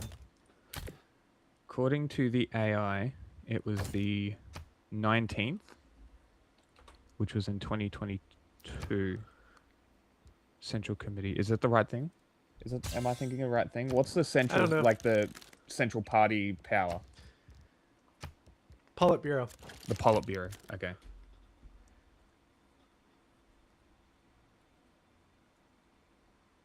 Which is a fucking cool name. Gotta It is a admit. cool name, I will say. Oh, you finally met Australia. He ended in 2015, and in recent We're on the same team. I met him and you met him at the same time. years, the Chinese government has enacted policies that do the exact opposite. You see, as wealth inequalities grow, rural women who were the primary victims of the one-child policy now worry about the cost of raising children, which goes against the interest of the government, relying on them to boost the birth rate. That's why it announced in early 2024 a policy to strengthen reproductive support in rural villages. Yet this gesture of support hardly counterbalances the economic pressure of raising kids and Chinese women's desire to liberate themselves from family life. Now, the reason why I wanted to look at this documentary is precisely to show that the way we tell... I sent you a competitive deal. Okay. A competitive offer. When last time a woman served in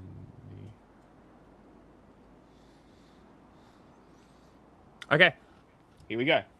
This is what I was looking for. The actual highest body that makes decisions. A woman has never served on the Politburo Standing Committee in the history of the Chinese Communist Party.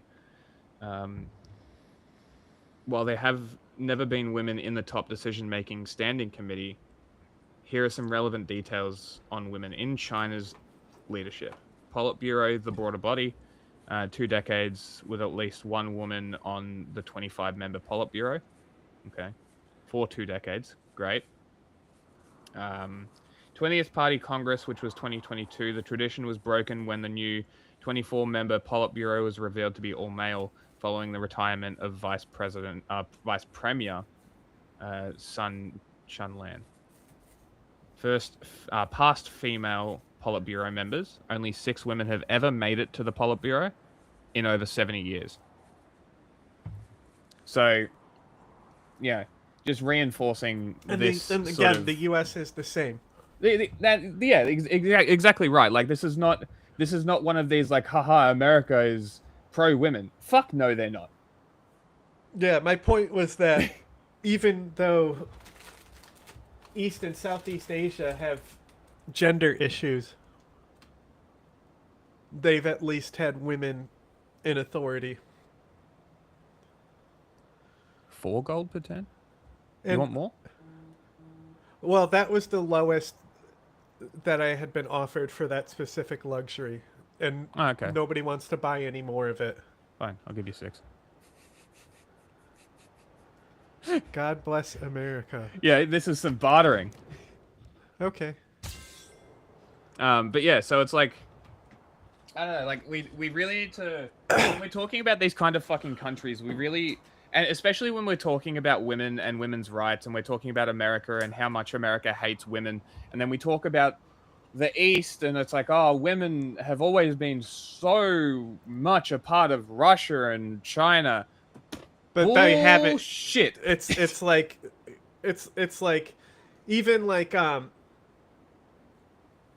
the formation of the state of Pakistan, right? Mm-hmm.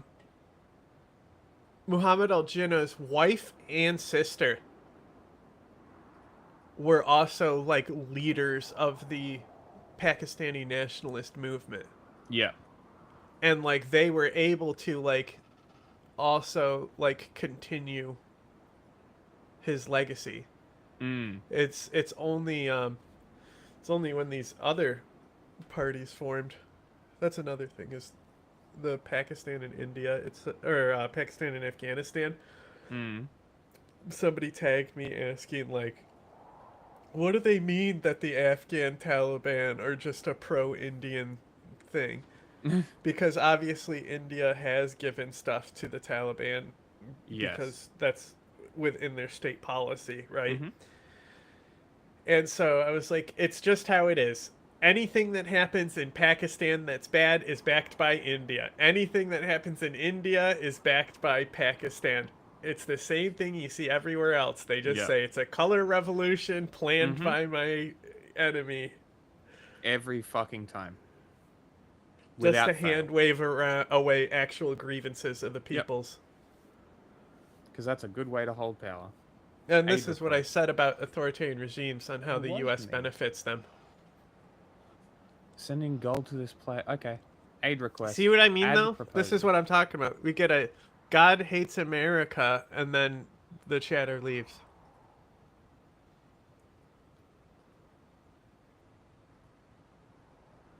As soon as anything in chat appears in opposition to them, they leave. Mhm. Like, that's a growth issue. Yeah. You know, and then there's like great chatters like Piss Poor Praxis who hasn't changed his views but still comes in. Yes. You know, and like I would love it for the MAGA fast squirrel to stick around and constantly try to argue. Yeah, but they don't have any interest. That's the thing, is they come in, they type their shit post, and they fuck off to another chat to do the same no, thing. that's different. This person, you know. Were they in here for a little bit, were they? No, I'm just No. saying that like if we have stuff to bait MAGA, Mm. We need to keep here them to engaged. sit, we need to be able to engage with them. Yeah. You Yeah, we know? need to get But back it into eventually, that. because also when we do get to the point where the engagement is like us humoring them for a while, then it gets really funny because then they'll stay longer. Yeah. And then you get like, I couldn't stop laughing when it got to the point with that one guy where Cal just told him to kill himself. Like it got to that point. Like that started out with everyone being good faith and stuff. Yeah. That one was Well- so funny. That's one yeah, thing all I my have alliances noticed. just expired. Like that's one thing I did notice, is that when somebody would come in have a bit of a laugh and, but then some opinions come out and it's like, oh, are you sure you want to do this? And it's like, if you're willing to discuss the topic, like, I'm sure people in the chat would also be happy to discuss the topic within fucking reason. But well, that's the big thing. It's like things are just so unreasonable. Right now in politics, yeah. Yeah. And I think that's, and this is where I'm just kind of thinking, I'm like, maybe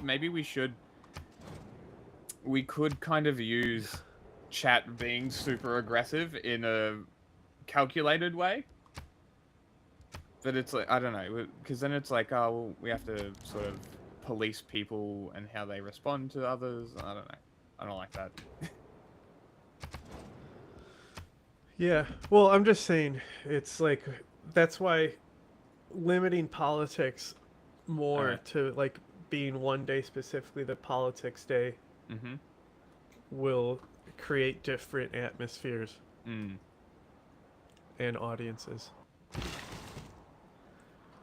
The story matters. Telling the story of Wu through the lens of him looking for dates, through the lens of male loneliness due to a significant surplus, is different from telling the story of Wu, a working class gig economy worker searching for connection in a city full of women making their way in a society that did not want them. Similarly, if only people telling cared. the story of Western men through the lens of loneliness stemming from significant male... We also did pigeonhole ourselves. When we first started, we had... Like if we maintained the growth we had before all these things started happening to like snipe our growth, we would probably already have like we'd be somewhat established. Yeah, like with actual operations going on in Ukraine and Myanmar. So it's not even about us pigeonholing. It's we just stayed in the only avenues that were accessible. Yeah. Because what the fuck else were we supposed to do? Yeah. Well, like, and that's the YouTube thing. literally That's what I doesn't was give a fuck. like. If I was closer with Jake Hannaran, I would really push him to start like an entire new network. Like how there's the one Nebula, right? Yeah. Like an actual news competitor to Nebula. It's not an awful idea, honestly. I tried to, but we're not really like. It's not like we talk, Like I was able to get in a conversation with him about chats I found on Internet Archive that had his name in them from ONA. And from there, I was able to maneuver us to thankfully get an interview while Ace was still here. But like, as far as like, me, like I'm friends with other people. I'm really good friends with other people who are closer to him. But if I think he's really the only person in the independent space who has the who name could do recognition to do it. Yeah, and then like also like he hates Mehdi Hassan, but like Mehdi Hassan would also be like an essential person when we had enough stuff there for a small little conglomerate. Like Mehdi Hassan would be one of the guys we would want to grab. We would want Zateo to. I mean, realistically, there's nothing saying that we couldn't approach Zateo and be like, "Hey, this is what we kind of want to do." Yeah, it's not gonna fucking happen. I know, though. but there's no reason that we couldn't Zateo has try. already started their own independent network. I know, but the thing is that Zateo doesn't face the challenges, because the thing is, why I was telling Jake to do it is because he spent all this work trying to build up the new Away Days launch. And then he launches it and it immediately gets sniped by YouTube and all the growth on it dies. Yep. I've seen nothing about it. Yeah, so that's my thing is like Away Days on YouTube should be a basically chopped up version of the actual full thing. And it's not even about like selling subscriptions to the site either. You know, it's not like it's a thing for paywalling. It's an actual thing. Instead of like Kick, that's full of white supremacists, it's an actual independent news thing where it's like people who cover like combat footage and type of stuff Can safely post shit and archive it. Yeah. Yeah. Yeah. Couldn't agree more. We should clip this out. I mean, I've been talking about it for a while. No, I know, but I'm just gonna write it down to clip it out. Oh. I've tried, you know, I've tried to get more people involved with us and stuff, but we're just so small. Well, that's the problem.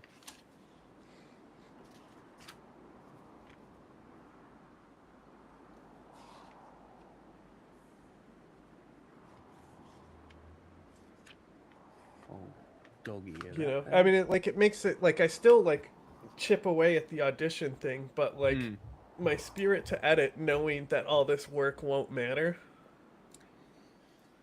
Like that's the other thing. If we it upload saps my fighting spirit.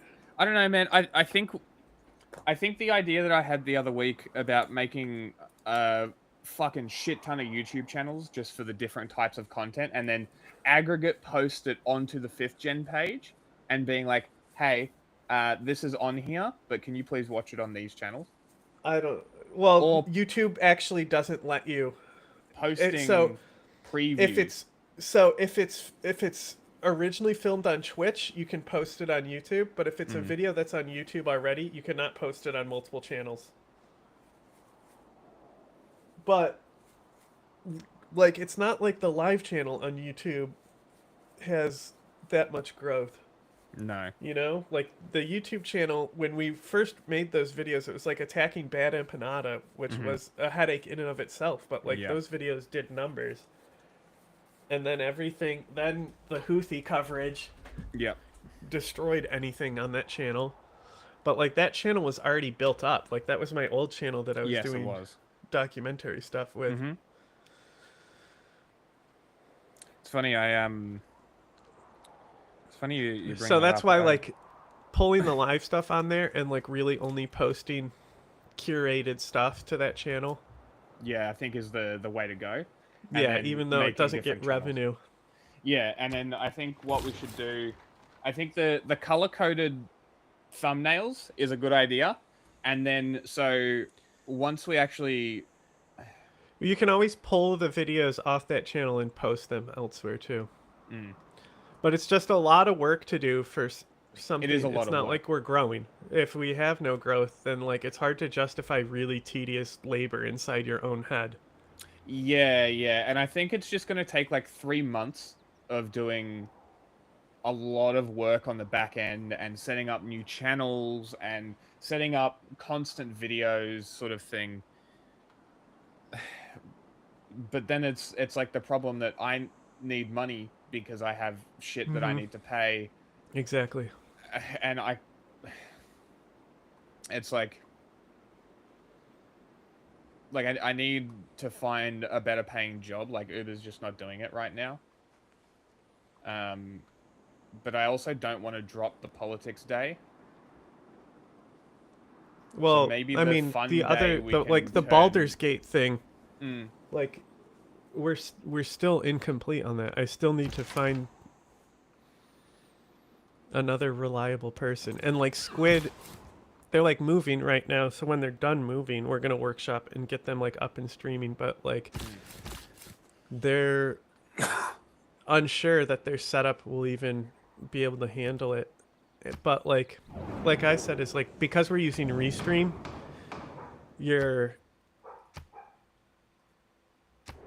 it's gonna be a lot easier. But like they also want to have their own like channel, which is why I'm trying to get another person who already is like basically stagnant and on our size, you know. And so the person I'm reaching out to now, I sent them a Discord request and they haven't accepted it, so we'll see what they have to say. But I'm hopefully if it works out the way I want it, the 4th slot will be a VTuber. That's hilarious. How many slots? 4. Oh, really? Yeah. We can do more, but I thought there was like 4 6. is the default. Ah, okay. But yeah, we can do more. We can do up to 16 actually. Oh, holy shit. But that's with mod. But it's Mm. already modded. That's the thing. Yeah. And like it's one of those games that doesn't have the modern luxury of saving. So I have even the mod in there has an autosave system. Cuz like if you misclick sometimes, it will like attack the ground. Oh my god. And it's like so like if as long as we're constantly remembering to save and stuff, it's not as long as you hit quick load, it really doesn't take that long to load. Okay. At least for single player.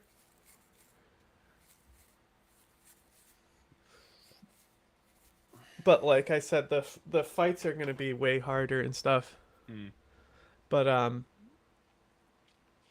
there's another thing. Oh, the tedious nature of it. Okay. So if you are a spellcaster, you basically have to like rely on the rest mechanic. And like especially wizards, like wizards are they're like really powerful the more levels you get, and really weak the lower levels they are. Okay. Like they're one of the weaker starting classes, but then get really powerful later on. Not the most powerful, but so like the wizard spell slots can only be regained through long rest. But the warlock will regain on short rest, so you get 2 short rests and then you have the long rest. So like I've just made it so the short rest replenish everything as well. So the issue is when you long rest, all the stuff that that are basically buffs have to be reapplied. Okay. And so like elixirs last an entire day, and now you can coat your weapons in like poisons and stuff, and those used to last a long time. Now they just last the whole day. And then different buffs will also be the full day, so you don't have to apply them like right before combat and do all this tedious shit right before combat. But it moves it so like anytime that we long rest, we will have to have a routine where we know like do this, and this. And one of those things is going to the shops, and because every day they'll refresh the elixirs and poisons that we need to continually be buying. So there is a lot of tediousness about it. And then another thing is like when we are in areas that we haven't been to before, we have to be sneaking, because as soon as like, and we can enter turn-based mode at any time as well. Okay. So like as soon as we like see something, we can press turn-based mode and like have a discussion about what we're doing. And also in the game's lore, we have a psychic connection through the tadpoles, so we can just be like Ghost in the Shell, where we're having conversations in our head. Versus, but I want like whatever we're gonna say to the NPC, like whoever is gonna be the talker in any of those conversations, like you gotta end up saying what the dialogue choices, because the characters that you play literally just stand there and like don't ever like say anything, make any noise in the conversations. They just stare as you select the options. Amazing. It's very weird. Well, like the game before this, Divinity, which I think Divinity is a better game, mechanics wise. It's so much less tedious. But the shop is kind of annoying. So in Baldur's Gate 3, there's no random loot. Okay. So like we know where the items are and what they do. Okay. But Divinity, it was all random, so I would constantly having to like refresh shops to find like specific items that have the specific things that I want. And other than that, that was really the only tedious thing. Okay. I would like to have somebody like within our network who's an economist, because the closest thing we have is Scott, but he's like a diplomat. Yeah. Hey, he's a little busy. Yeah. Surpluses on dating apps is different from telling the story of all of us grappling with increasing economic pressures, navigating a patriarchal system that constrains us all to various degrees, and using profit-motivating dating services as the last resort for human connection. The first story, centering gender, the gender wars, men loneliness and women speakiness, leaves us fighting each other in a never-ending game of reaction and counter-reaction, ultimately amplifying sexist voices, the Stephen Bartlett, the Chris Williamson, and whatnot. The second story, reconnecting gender to economic concerns, shows how patriarchy and capitalism go hand in hand. It shows that the conditions for us to have loving and equal relationships aren't great, and that it's not really our fault. And again, that doesn't mean you shouldn't work on yourself. You know, some guys watch my videos and then think, that's it, they don't need to change, it's the system, it's not them. I still think it's a good thing to be a better person for yourself and for others. You know what the problem is? I just watch feminist content, so I feel good about myself. You know what the problem is? Maybe. It's definitely It's not a me. sign that you need to reconsider I think your it's ideals and values. everybody But what else. I wish for us all, really, and I feel like the story Must of be. Wu perfectly That's the Tim exemplifies Pool that, is quote. to fight to ensure we all have the time, the stability, and resources to be better people for each other, better friends, better partners. I know this sounds cute and all, but you know too well that this requires some pretty drastic changes. Anyway, you've had enough of me for today, but I can guarantee that you'll start missing me again in 10 days approximately, so Already I would do. advise clicking on that subscribe button if it's not already done. It's also highly recommended to like... Talk French to me. Alright, what's the other one you sent me? Is that the other one? Okay. No, there was only 2 that I sent you. Got ya. We can move on to whatever you want. Yes. Go in and upvote any Iran stuff on the list you haven't. Speaking of which, for anyone watching send to right John. now, Send it to John. anyone watching right now, you can actually That's vote you. on the playlist to say what you want to watch. This is actually One-child democratic. policy ended in 2015, and in recent years, the Chinese government has... Women always talking when you don't want them to. Stop it.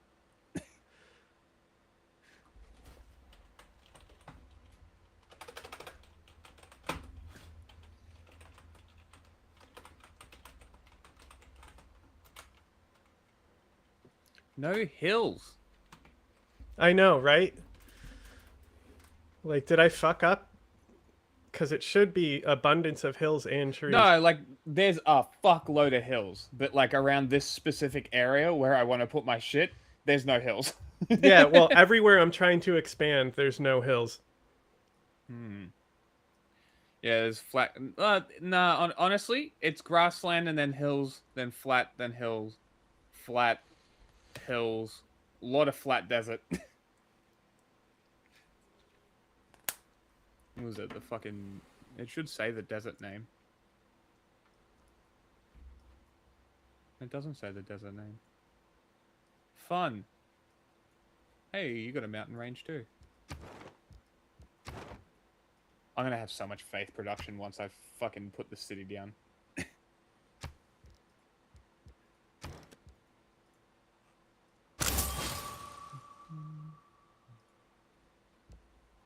Getting 7 faith from one of these rock churches. It's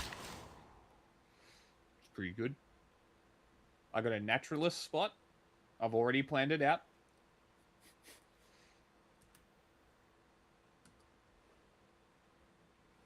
And that should increase tourism, right? Yes? I'm doing work stuff right now. I'm gonna pull up stuff that were predictions that the war was gonna start first. Okay. Just so we look at a little bit of media literacy to see who's actually correct and who's actually changing their opinion after. Let's start with the Coat Master here, Hell yeah. who famously followed up with, after presenting a guy shot by ICE as somebody who went there to antagonize them, like he was a common you know, and then said, "I'm always right." Let's see what he has to say He's here, always which right. I expect when it comes to Iran, besides his Israel did nothing wrong stuff, I don't think he's going to miss too much on this. But we'll see. What can we expect? Trump if the is United unpredictable States targets after all. Iran tonight? This video is going to be a little bit different. There aren't going to be any graphics or fancy titles, just me talking. And I will try to do it slow so this can get translated easily. I've also made this video Creative Commons. Feel free to download it, copy it, translate it to Farsi, get it where it needs to go. I want to start by saying that if these strikes occur, this is not a war against the Iranian people. Persian culture goes back 7,000 Oh my God, here we years. go. The reign of the mullahs is only... President of Peace, baby. Well, you fucking ate your words pretty hard. I'm so sick of this. It's like, just because we're killing these people doesn't mean we hate the people. Like, this is straight up Israeli bullshit. Like, straight up just Israeli narratives right off the fucking bat. Like, I have heard nothing but Israelis go, oh, the Iranian people are so oppressed, we must help them. We are one and the same. They are friends of Jews. Meanwhile, you do the same shit that the fucking Ayatollahs do. You fucking dumb cunts. Like, please. And this is Can you before do the we find rare out anything- occasion and bring yourself down like 1 decibel? The rare occasion where you are peaking just a tad. Okay. So, like, make no mistake here. The Iranian people do not get a say in what happens. I saw they were from now on. celebrating. From now on, zero. They never did. I understand, but they could have. There was a potential that the Iranian people had the chance to direct their own future. And now, because America and fucking Israel couldn't just give guns and foment unrest and fucking start an uprising. I don't know. They need to fucking bomb Like- the country. The logistics of getting guns into the country, like the smuggling routes getting guns into that country, are already, like, you know, like Israel's also combating smuggling routes getting guns into the country because it's fueling the regime. You know? Yeah. So, like... Well, that's very convenient for the That's- narrative to want to bomb them. It's not like Bosnia where they shouldn't have done an arms embargo, you know? Mm. Like, ultimately, any type of guns you smuggle into the country... Could end up in the regime's hands. Yeah. Mm. And that's like with Ukraine. Like, they're worried about what weapons they'll send. Yeah. Because if Ukraine falls, then it's got Abrams tanks next to fucking Poland. Yes. And you also have to remember that, you know, ISIS took these military vehicles and did donuts in the square at Raqqa. Not Abrams, because the logistics just don't support the Abrams platform. They Yeah. flipped an Abrams, actually, ISIS. They captured it and they almost immediately drove it into a ditch and inverted it. That's fucking hysterical. I believe. That's very But I think they only had like 3 Abrams and they very quickly lost them. But like, the Iranian people had the opportunity to direct their own future, whether it was towards the Shah or whatever. There was a chance. Not anymore. It wouldn't have been. No, but like, not anymore. Now, all we're gonna see is America and Israel talking with friendly fucking forces within the country and installing a leader who is likely going to continue fucking over the Iranian people in favor of Israeli and US interests. You know what? If it's not on the soundboard, there's a specific soundbite we need to bring back for this war breaking out. Okay. We are the Mujahideen. Okay. We're the Mujahideen. The cope that he says is so funny. We're the Mujahideen. Not the Iraqis. Does Ryan McDeath have a Substack? Oh, he'll tell you. It's right on the front. Yeah, it's actually on each page of my resume. Wasn't that soundbite on the board here? On the side? Maybe. Might be. I feel like you can check it if it's in the I don't know how you spelt it. in the drive. No, in the restream soundbites. I don't know how you spelt it, so I can't keyword search it. Let me let me search my backup real quick. Like you would have to keyword search it because you Yeah, how I you wouldn't know spell what the things keyword wrong. is, but my shit on my desktop is sorted. Yeah.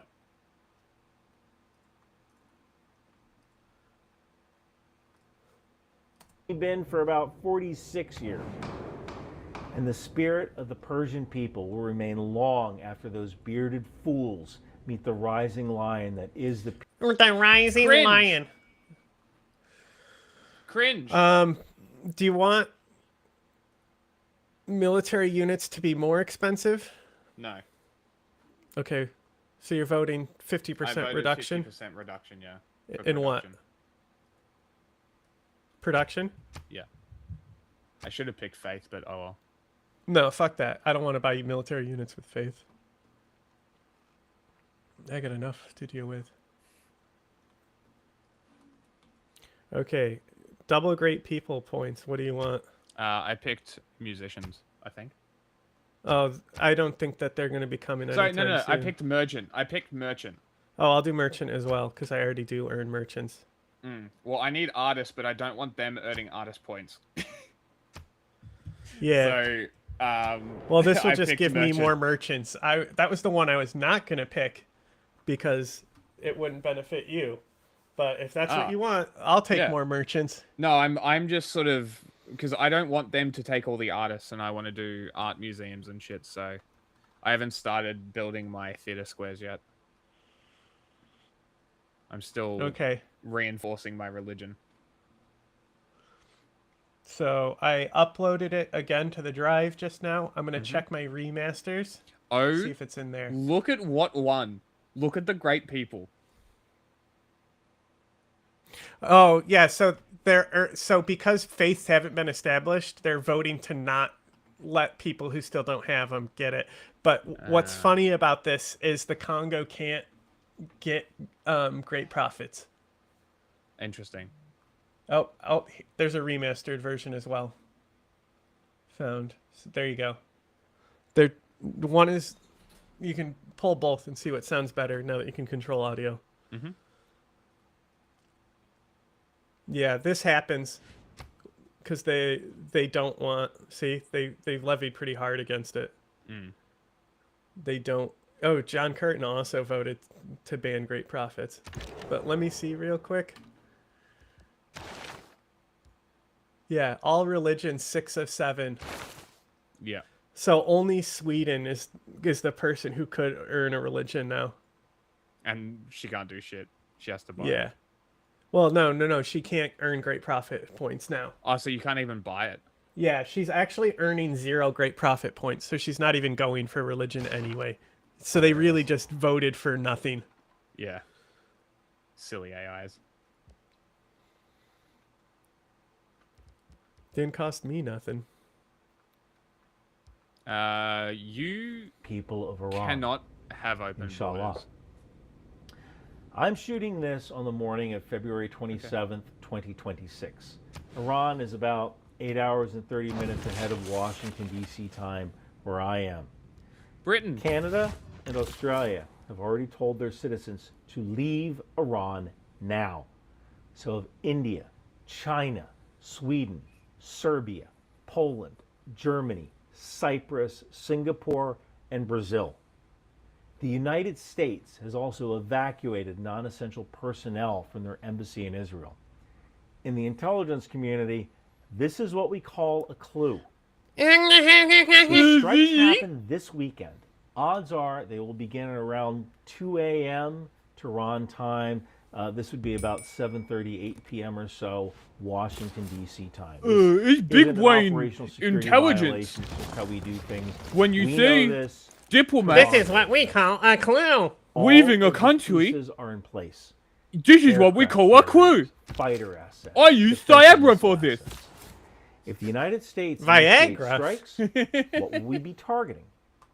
Most likely it will start with SEAD, or suppression of enemy air defense. We're gonna come? This means American F-16s and EF-18 Growlers will hunt I'll down give you a Growler. and destroy Iranian surface-to-air missile installations. This happens first. Once this happens, we can fly over the country at our will and hit anything we need to hit. Yeah, these wild weasel Next things are targets fucking will crazy. likely be Iranian nuclear Huh? sites. The wild along with weasels, the command and control F-16s assets. that do If the regime anti-air can't stuff. talk to each other. Insane. Yeah, really we hard we to did mount something defense. about Yeah, it we spoke recently. about it the other Against day. American fighter planes and against the Iranian people. Now, I've often said that Iran has two armies. There is the religious army, or Everyone the says this. IRGC, which is small but gets really Well, good I funding. often say the And then exact there's same the thing Artesh, that any the analyst army would of the tell you. people. It's larger, but it gets But I'm less. Ryan Macbeth. Here's my Now, resume. every male in Iran is conscripted. They don't necessarily get a choice on where to go, but odds are the United States will strike IRGC targets and leave Artesh targets alone. The idea behind this is to let the Artesh know that they are the army of the people of Iran.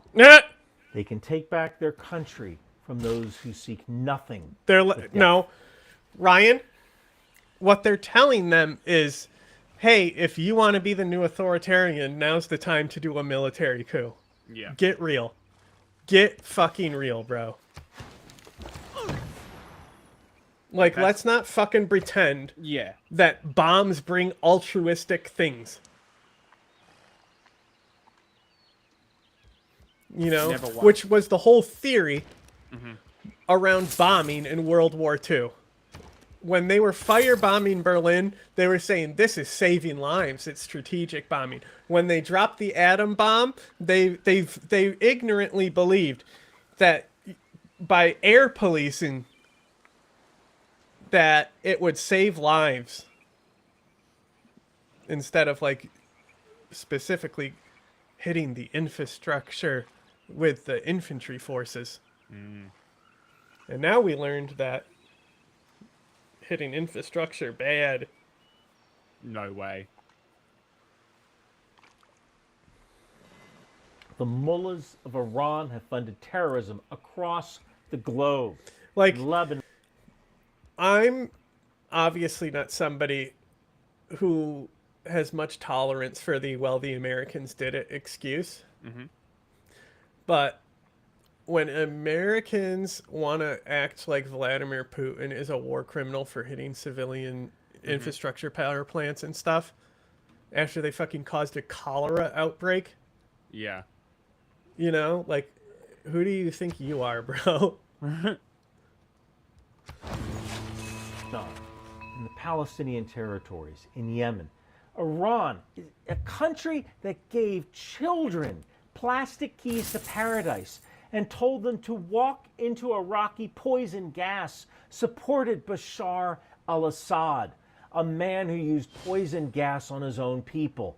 It wasn't poison If gas. you were a coalition soldier in Iraq, Some of it was. and you were blown up by an explosively formed projectile, No, so there was many chemical attacks. Okay. And while most chemicals are vapors, Oh, he actually used a gas? there was a lot of chemical weapons. Okay. But he also used them in against the Iranians as well. Yes, I remember. So the thing is that when it comes to gas and the term gas over, I don't know, vaporizers, Mm-hmm. is that if you think about it, like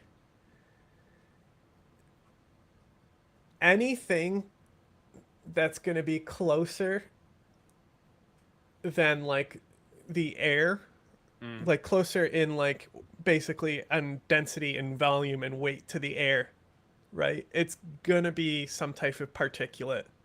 Yeah.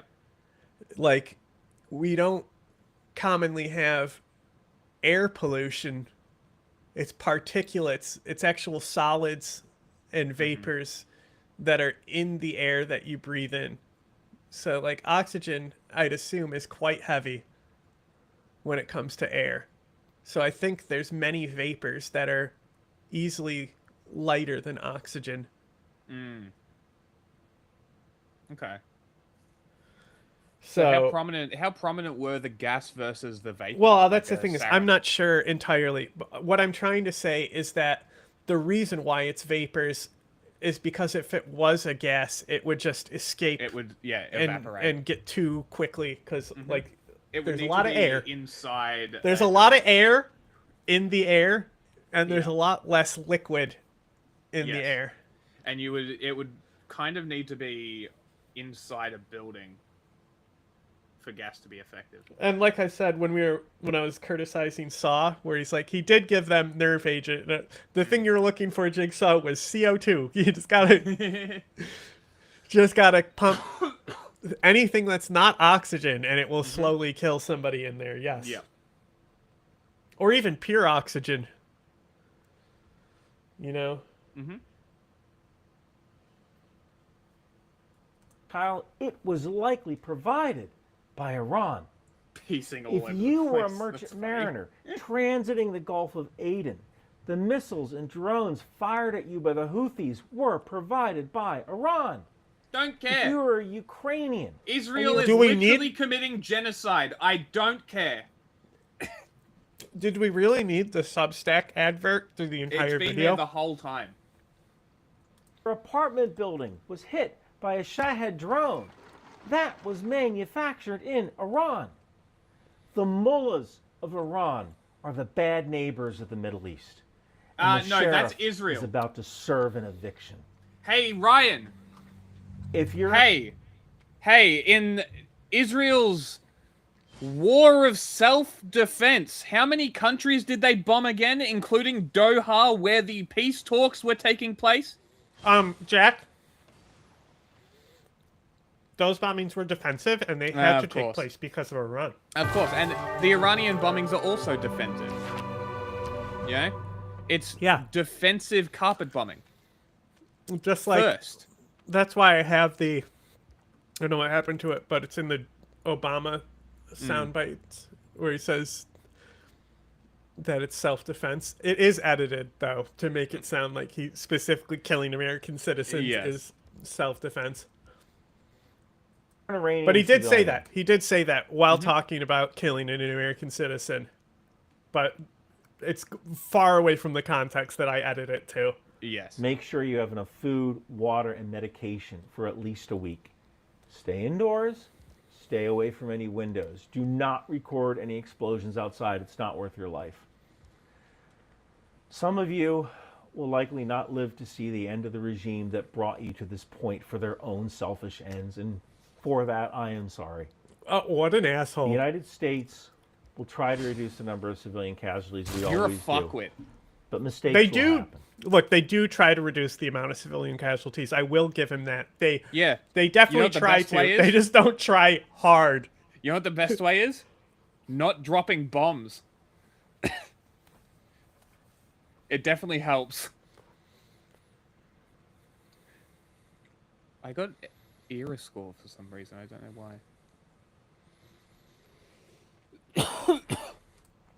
However, the IRGC, Aerospace Force, has no You such know, qualms.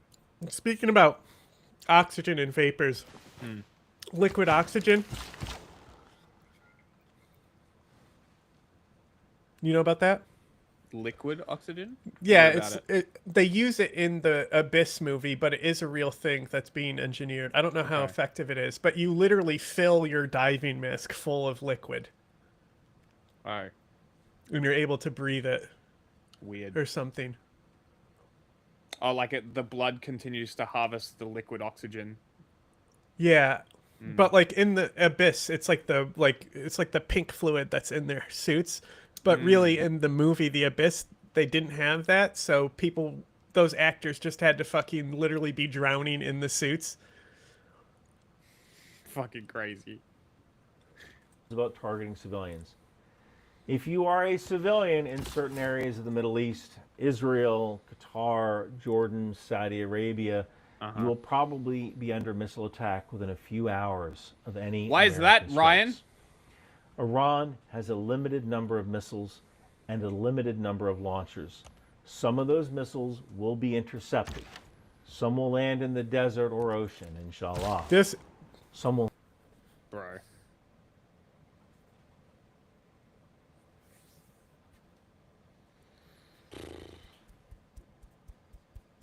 Okay, like sometimes it's funny. Like the serious stream, we did a few things where we said like, inshallah or something like that. Like things that were like jokingly. Yeah. But when you're talking about killing people and people dying, and you're doing the inshallah thing, it's exactly what we talked about. Especially, I think it was mostly the Palestinians who were saying this, where they're like, we need to ban white people from saying inshallah. This is why. Hit civilians.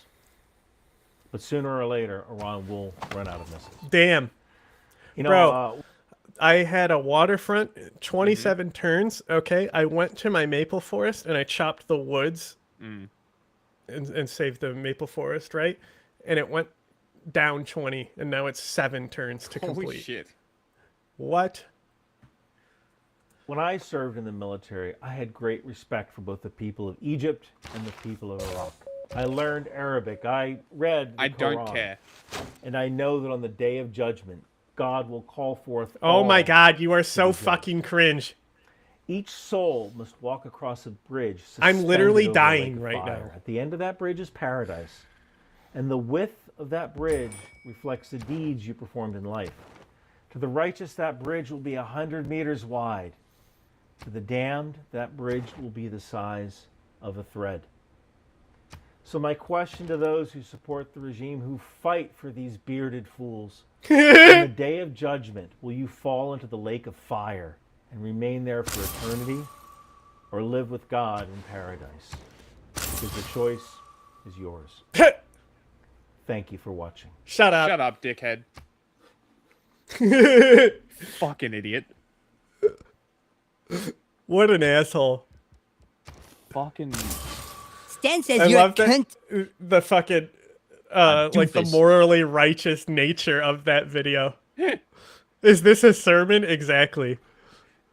Bro, the video's Fox News fake news alert! the video is over and the Substack is still in the screen.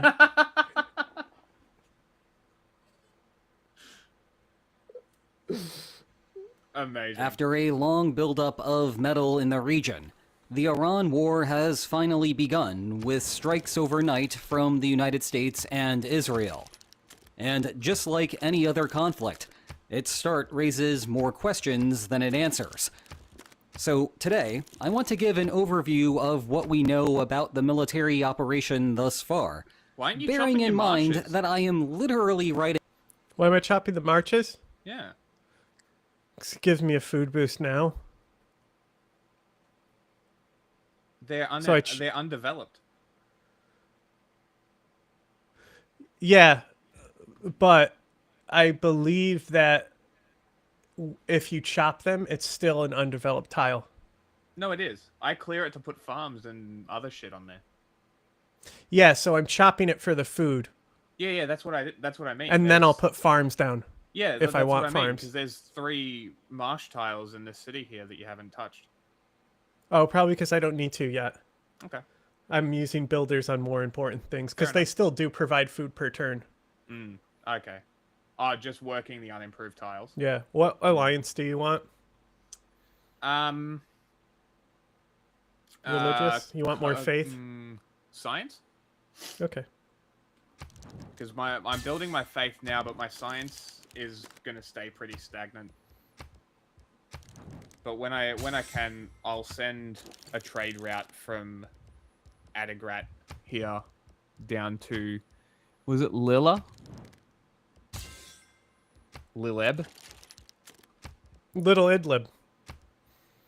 Yes. Or no, Little Lebanon. The Korea This a few on hours the after border the of the States and Canada, yeah? Yeah. Yeah. Great okay, Lakes. yeah. Okay. That's what I thought. I just wanted to double check. first bombs dropped. And given that we can only do some cursory analysis of the military situation, I am going to spend the rest. Like, I'm not sure because they of where they are. Like, because I'm pretty good.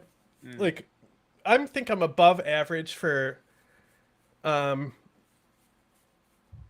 I say pre-colonial America, I'm including after colonialism has happened and cultures were still independent. Yep. I can hear you. I just need to. But I think I'm pretty good when it comes to that era. But I want to see. Your knowledge base for like pre-Civil War is crazy. I want to see how much of the Cree were involved with that first war with the Acadia against the English there, where the guy says, you call yourself the master of the land, I have come from it as sure as the grass. So a lot of people united to fight the English there. So I'm curious if the Cree were a part of it and what language groups of the Cree were involved. And then I'm also curious because there was imperialist wars before colonialism begins. Yeah. And one of the big things is like the reason why the Iroquois, even though they were very small compared to the nations around them, there's a reason why they exist and like the Mohicans don't.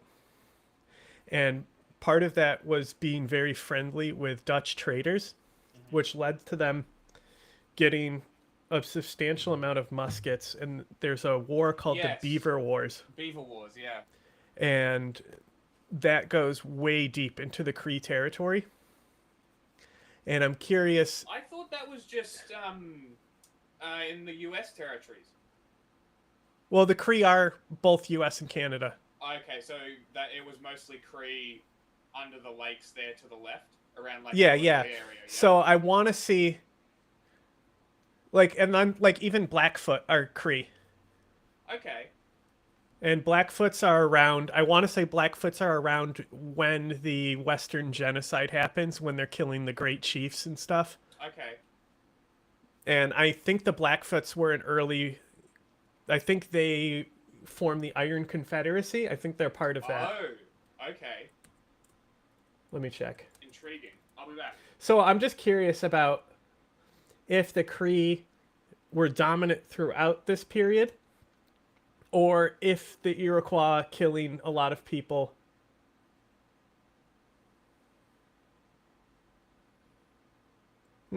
Maybe the Blackfeet weren't in the Iron Confederacy. So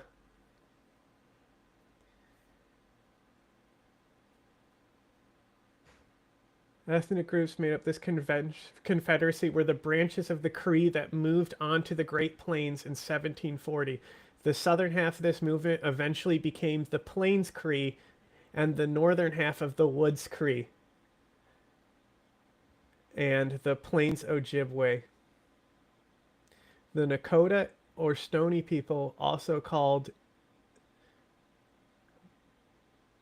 Puat or Asininobini, and the Mitsi and Haudenosaunee who came west with the fur trade. So there was Haudenosaunee is Iroquois, so that's the ethnic term instead of the linguistic term.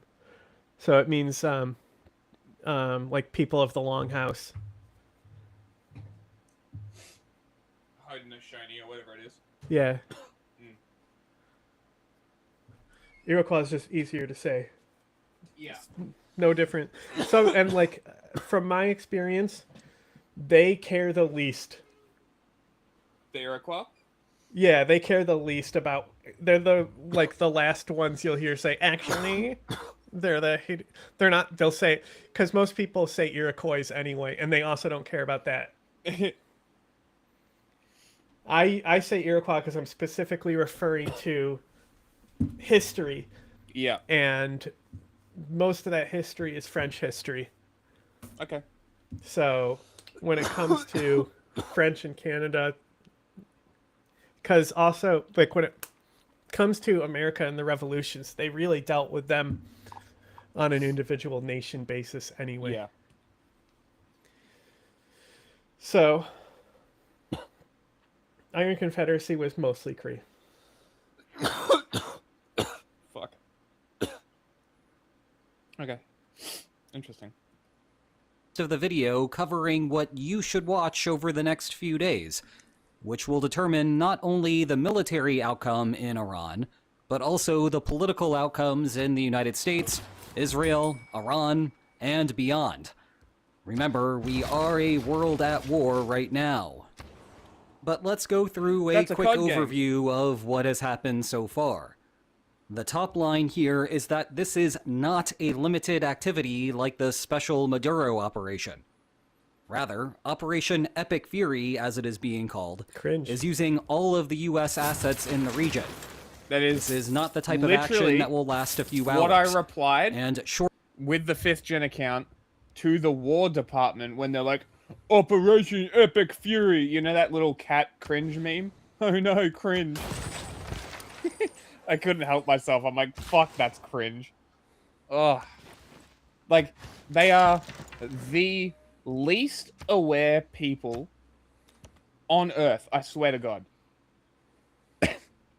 Like, talk about boomer-coded Gen X. Unreal. Of Iranian capitulation or regime overthrow, it is designed to last days at minimum. The targets run the full spectrum. You have the standard initial operations to destroy anti-aircraft and missile installations, to both give the United States air superiority and to prevent Iran from retaliating. This has been made simpler by last year's war between Iran and Israel. There have been strikes in regions where there is Iranian nuclear infrastructure, though it may be a while before we know whether those nuclear facilities have actually been hit or what the damage was. The biggest thing, though, and what separates today from other military actions, is that the United States, or Israel, is striking Iran's leadership. Iranian media is reporting, and leaks from the Israeli government are confirming, that both the Ayatollah and the president were targets, though there are no reports that those strikes were successful. Meanwhile, Iran is not taking this quietly. I haven't checked because, like, I'll see when I get to the coverage specifically about this. But, if they killed... Oh, no, I'm in a dark age.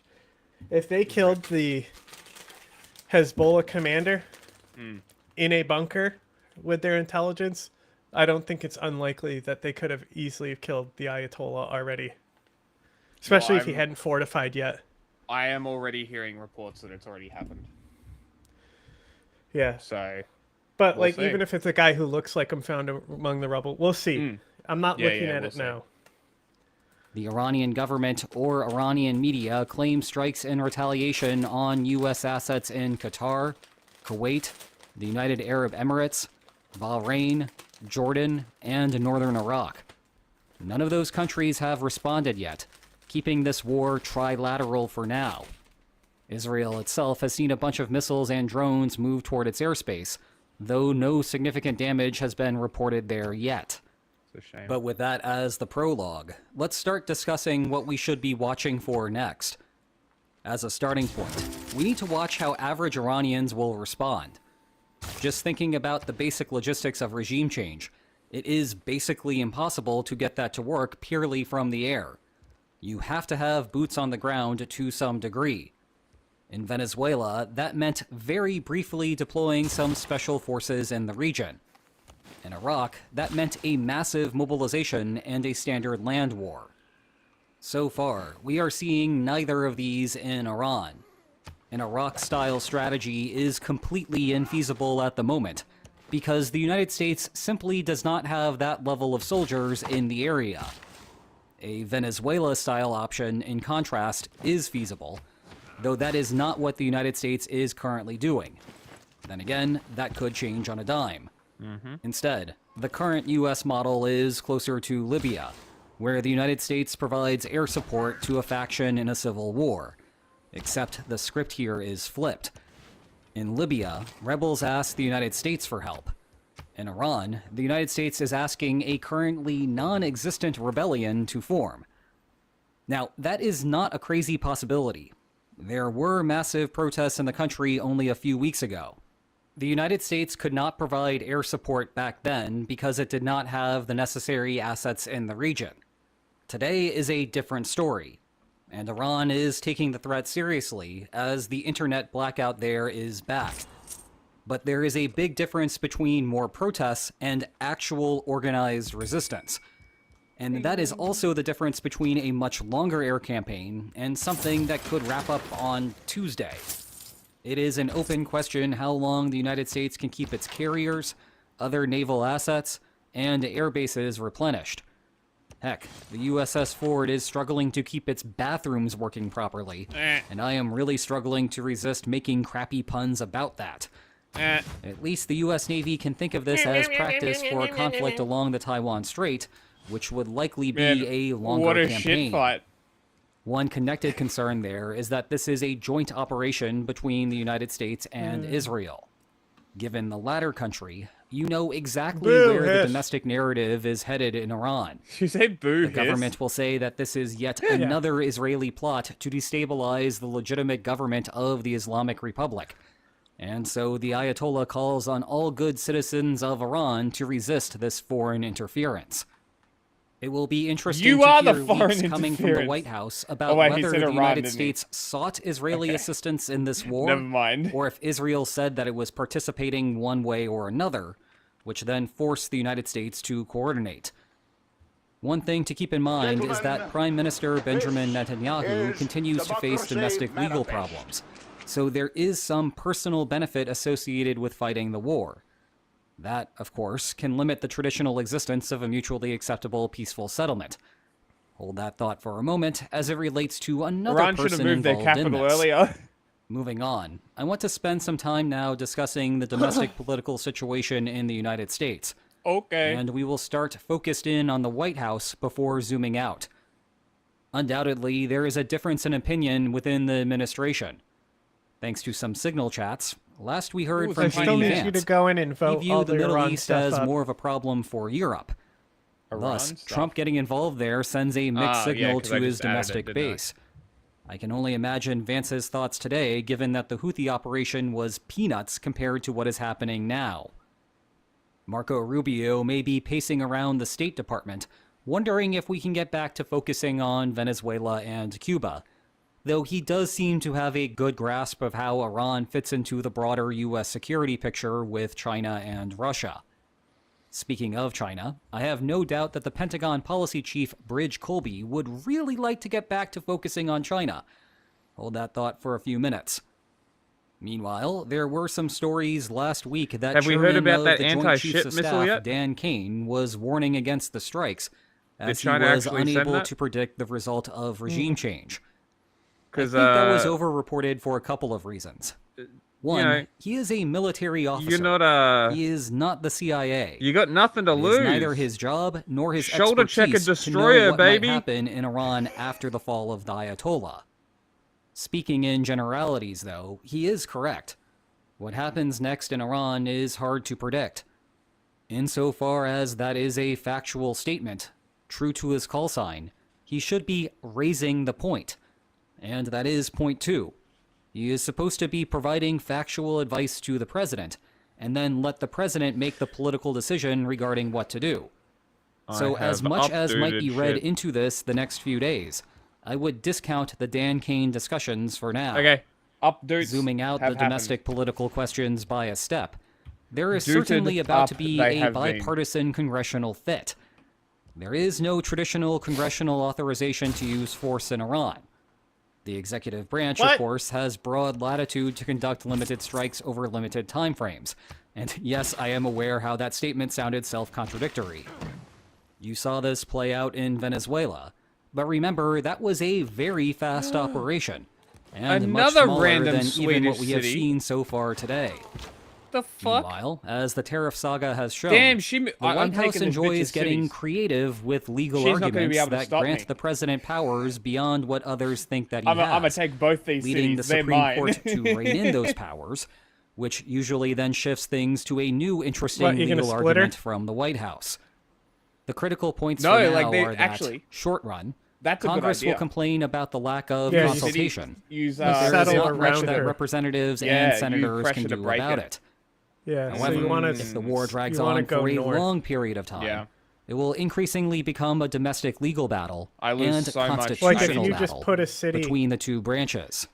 south For of our final Palmyra, U.S. domestic zoom Yeah. out, public Then you opinion can go to regarding the this right war is going to be fun. from there. If you watch and this she's cut channel, off you from those understand cities. what is Yeah, well, happening what I was- and why. Pause it. Sorry. You might What I was thinking about doing was putting something around here. Because Stockholm is over there as well, right? Which is her capital. But there's a random fucking Swedish city up here. Mm-hmm. Nubia's about to settle there too. So I'm thinking that if I can settle that city down there, and then where you said up here, and then one in the desert over here, I reckon I can break her cities.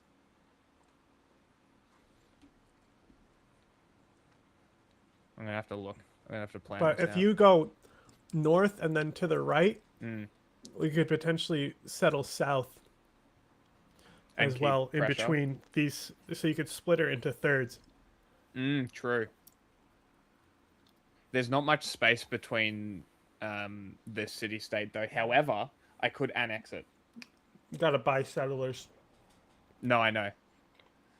all one way or another about whether it is a good idea, but you understand the basic military I gotta situation, the raise upshot, some money. the downside risks, and the strategic principles at work here. And while it is fun to talk to such an enlightened audience, the broader public is a different story.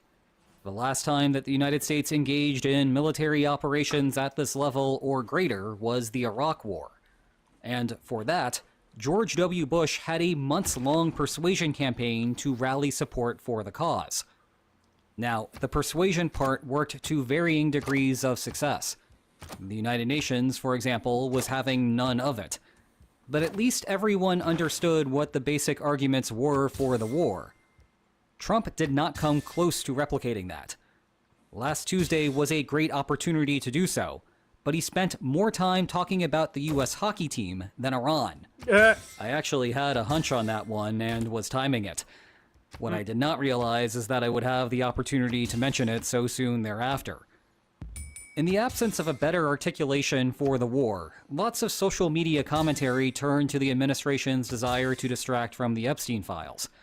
I am sure that the war starting right as Bill Clinton was testifying will quell that discussion. Jokes aside, the most that we have gotten on the persuasion front was this 8-minute video released in the middle of the night as the strike started. And it is a very weird production. I have to imagine that it was pre-recorded. Why is he wearing a hat? Is this the first time that a war declaration has been made by someone wearing a baseball cap? Maybe Putin not wearing a baseball cap during his special military operation announcement was bad luck, and now Trump is trying to break it. Then there is also this weird cut in the middle of the speech, meaning that something was removed from the video, and they did not bother to do a second take. It is all very weird. Back to the more central point. What happens when the United States suffers its first casualty? Because if this campaign lasts for a long time, inevitably an American will die. I reckon it's already Will happened. that cause the public, which is perhaps confused why we are there in the first place, I think to it's lash already out happened. against the war? Bringing back Clinton for a second, he knows the consequences of fatalities for a war with unclear benefits. And while the mission in Iran is clearer than the Black Hawk Down in the Battle of Mogadishu, This should still raise some concerns inside of the White House. Now let's No, transition to the they don't reactions care. among international actors. Yeah, Would you be I shocked bet to hear you that are Russia is 100% correct. outraged by the situation? But would you also be shocked to learn that Russia is not planning to do anything of importance in response because Ukraine is otherwise keeping Russia from doing anything outside of the line of control? China's reaction is more important to watch. It is easy to discount the result of the war in Iran as of limited consequence, but the stakes are much larger for the broader geopolitical picture. Beijing relies on Iranian oil to run the Chinese economy. True. If the Ayatollah falls, especially right after Venezuela has started to cooperate with the United That's a States, good point, actually. a big problem starts to emerge for That's any a lot of plans to oil invade getting Taiwan. choked out of China. A China without oil imports ceases to be a world Has power. Trump actually been playing And if 4D the West chess? can cut off oil to China with a snap of the fingers, that is a major deterrent for the invasion of Taiwan generally. This raises an interesting point about what a post-Ayatollah Iran would look like. There are a lot of fears right now that Iran could turn into Libya 2.0, where honest Ooh, a efforts rapist. to help a rebellion ended up I was just creating about the to say, damn, he circumstances got for the swag. country to fall into long-term I was about to say chaos. the same thing. That same type of outcome would be devastating for world oil markets, increasing prices for everyone because global supply falls. And it would be much harder to overlook because Iran produces so much more oil than Libya does. But an Iran in chaos would not be so bad for trying to restrain China, as an Iran not exporting oil to China helps Taiwan's cause, regardless of whether it is because of a Western-friendly government in place or because oil is no longer flowing out of the country at all. Shifting to U.S. allies, get ready for another turbulent period. Europe's early response has been a mix of ambivalence, concern, and calls for peace, basically feeding the stereotypes that the United States has of Europe. Now, part of what little argument that the White House made in the lead up to the war was that Iran was building missiles that could soon hit the United States. The accuracy of that statement depends on how one wants to interpret soon. But Iranian missiles were a more clear and present danger to Europe, which this war could erase from the map. Though notably, the United Got States it. has raised concerns about Iranian missiles hitting Europe since at least the George W. Bush administration. In any case, there is certainly going to be frustration in the Pentagon for Europe not making the connection that this hurts China interesting. and Russia, So both of which reduce Europe's security problems. That is either directly The because water Russia's ally sellers is enfeebled, being close or to my city here is actually very beneficial for me. Because what I'm going to do, because what I planned to do with the mountainous areas was just build rock churches. So I just get massive adjacency bonuses. Well, from, I'm about to move this one up to put pressure on Sweden, unless you have a satellite into to the put desert here. bit. Yeah. No, I was going to go into the rainforest area, so you can take the desert if you want. See Yeah, where that it's not that I green want the triangle is? tile. It's to apply pressure. Like, Okay, so I have a are you few going to settle cities just that I below would- that niter tile? Basically, yeah. Okay, let me have a look at the map and let me see where already I moved can them. put a settler. Hold on. Mine's been made up. 1, 2, 3. Okay. Yeah, I can do that. Yep. It has to be there, though. It can't be any further up. Right, so that's where my Yeah.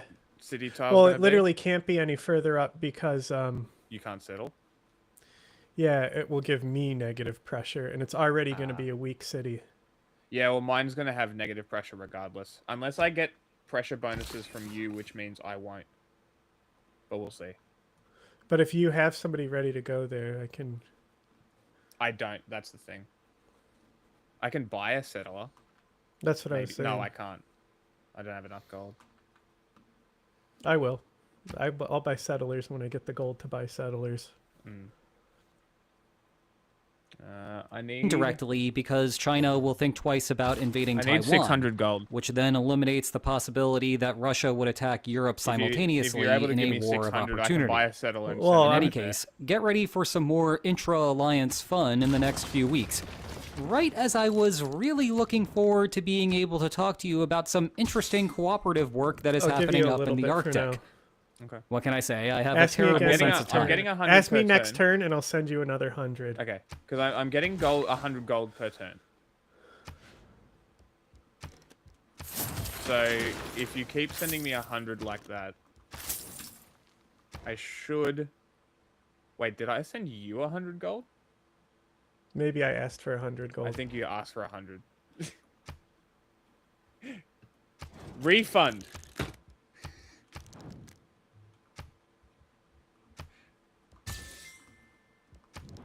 Okay. Oh, I like gifts. And now we can both write that off as gifts and get it off on tax. Haha. Tax-free money, baby. Okay, so I get 100 next turn, which will put me at 450. I'll be 150 off. Anyway, last point. Keep focused on the Strait of Hormuz. Tons of Iranian, Iraqi, and Saudi oil come out of that choke point. If the war starts to be a disaster... The thing is like it wasn't letting me add the proper amount of people in. So that's the thing. It's like I have no... Like, you have more competition for settlements than I do, just because Nubia and Sweden are slightly closer. Yes.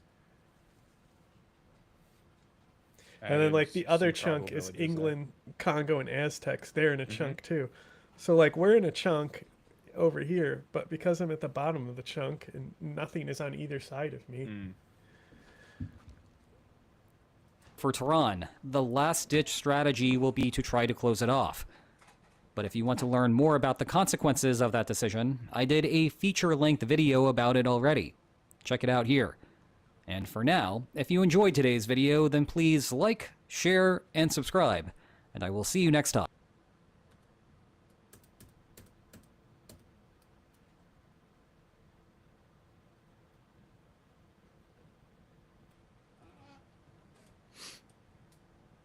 Around wish, yes.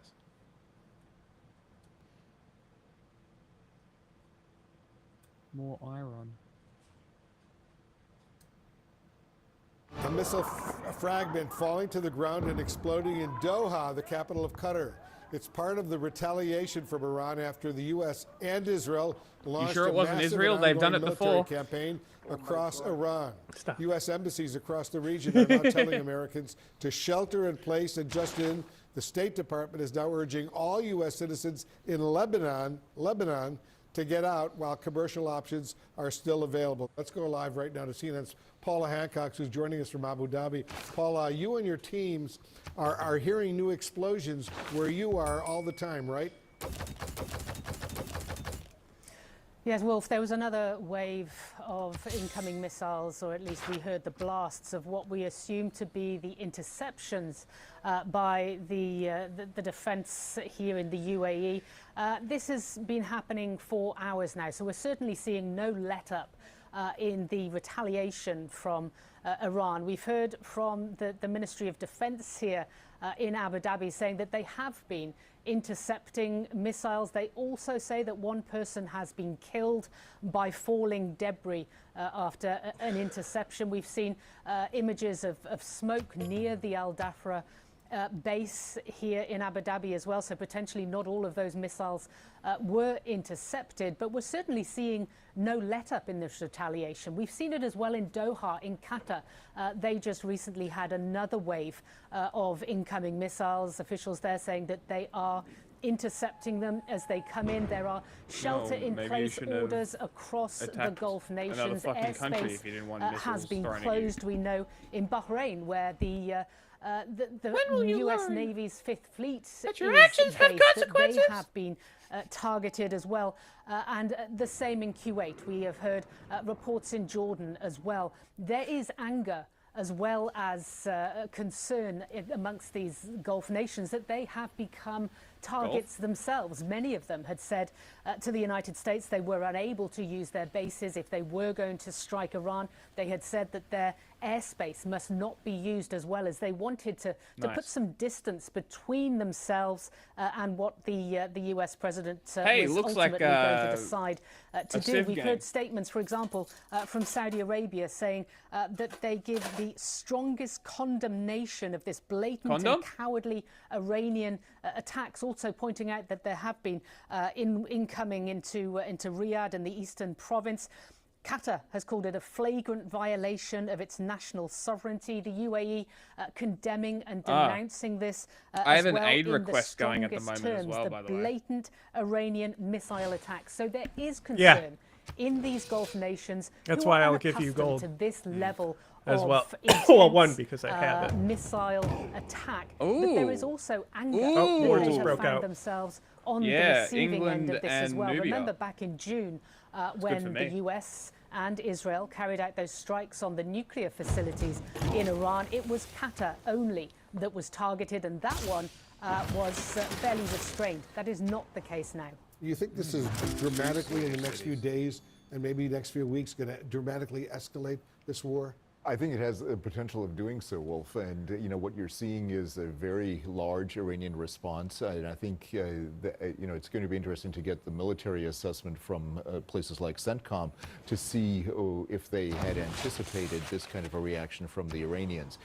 They clearly anticipated some of that by evacuating some troops from some of these bases that you've mentioned in the Persian Gulf region. But I don't know if they've really anticipated the magnitude of this, because it looks like we're looking at several hundred, if not a series of 1,000 drones heading toward Israel, and potentially other targets as well. And if you add that, couple that with missiles that the Iranians still have, it could be a fairly substantial response.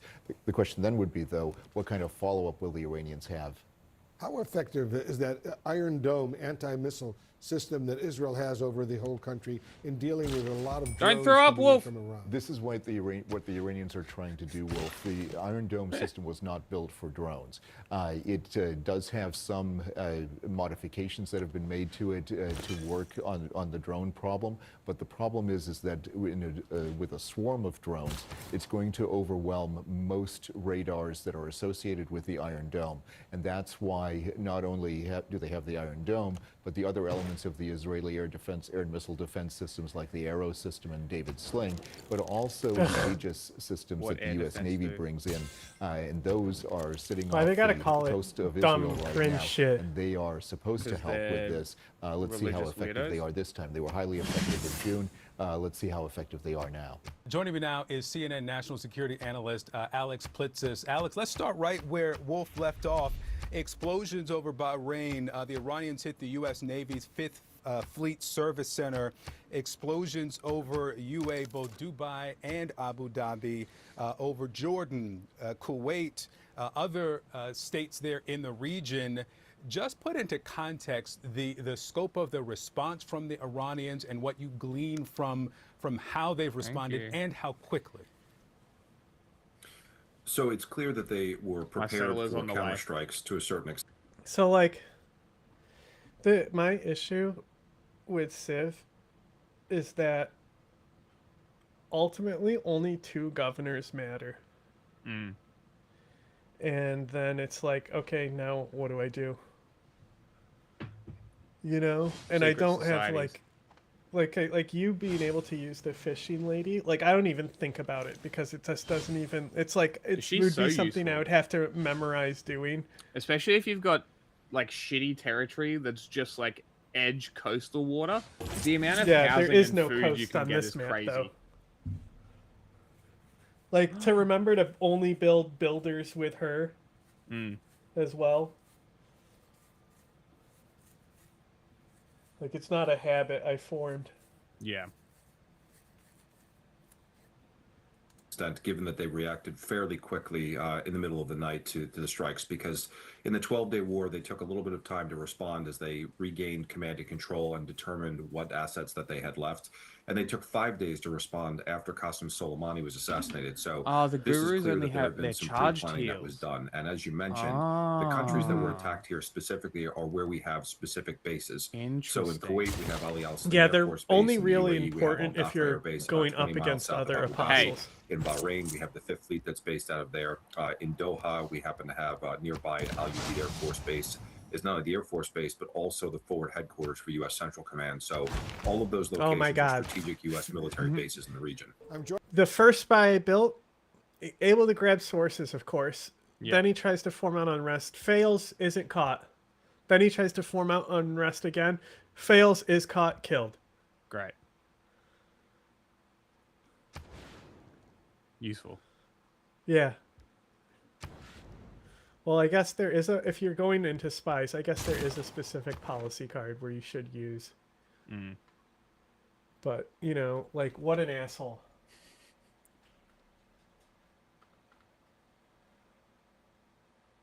Accomplishing nothing.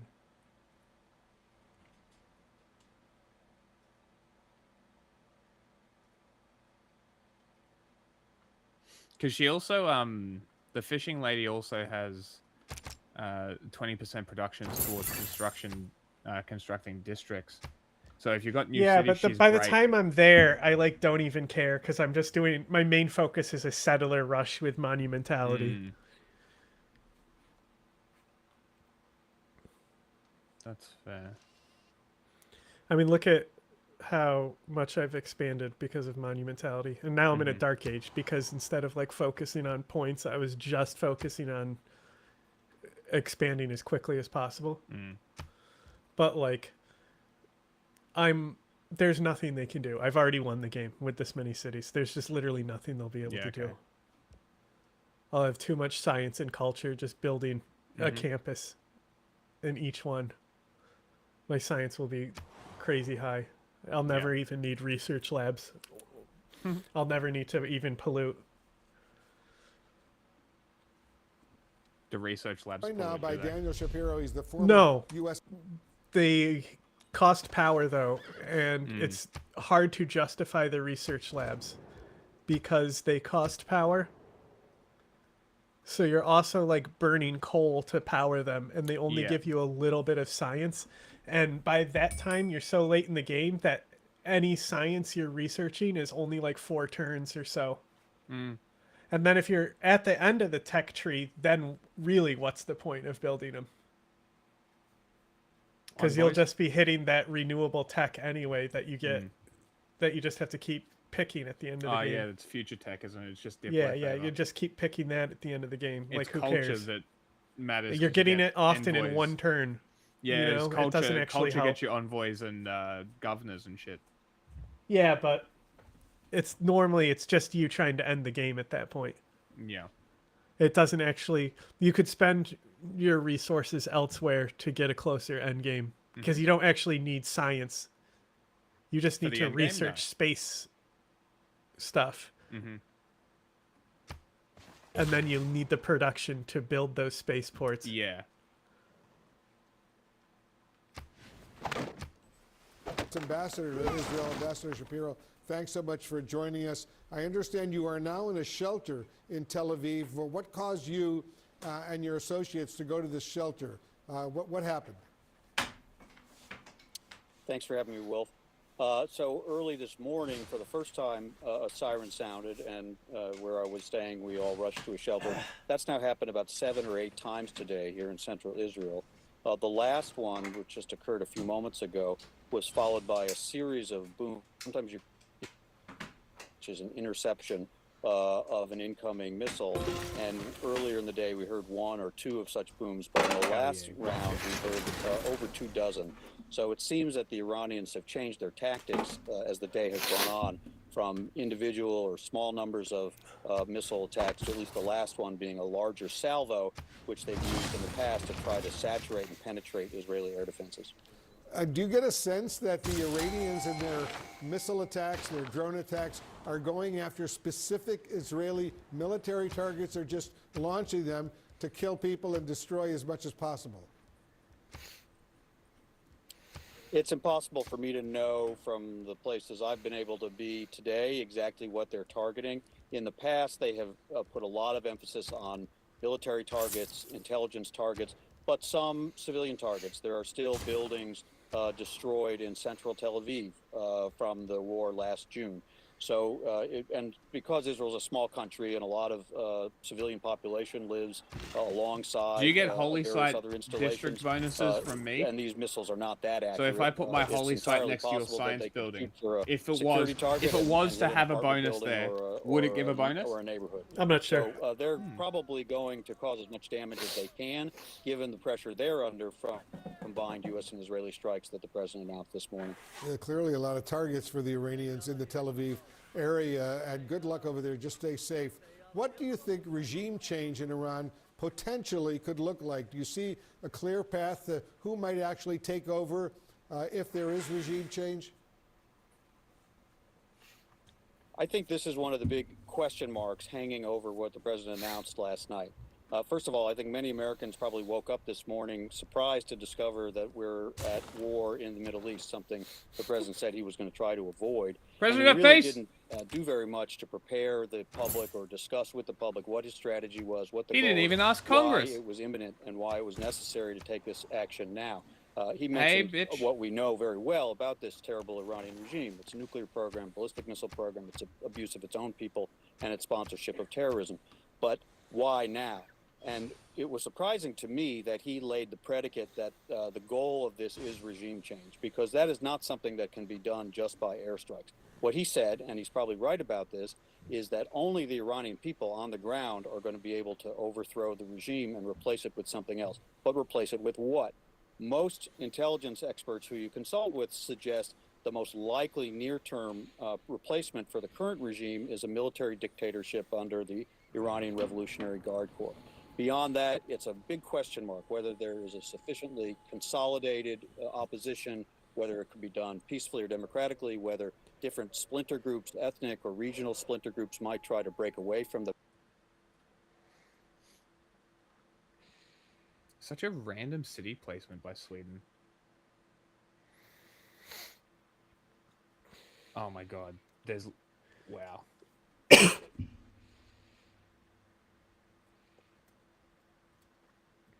course it's grassland. Hills.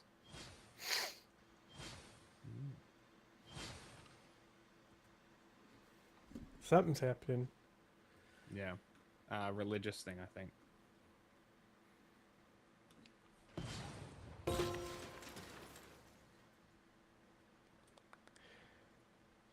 Get this shit out of here. I don't care about their chat.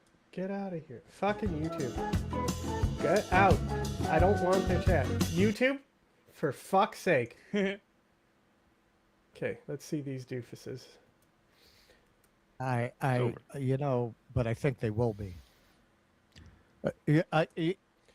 Wow, you can really tell one of them just woke up. Look at this. It's like me, except you can't really tell that I just woke up other than how out of it and low energy I'll be. But look at him. You know, ironically enough, the only people That I is have a sleepy seen man right there.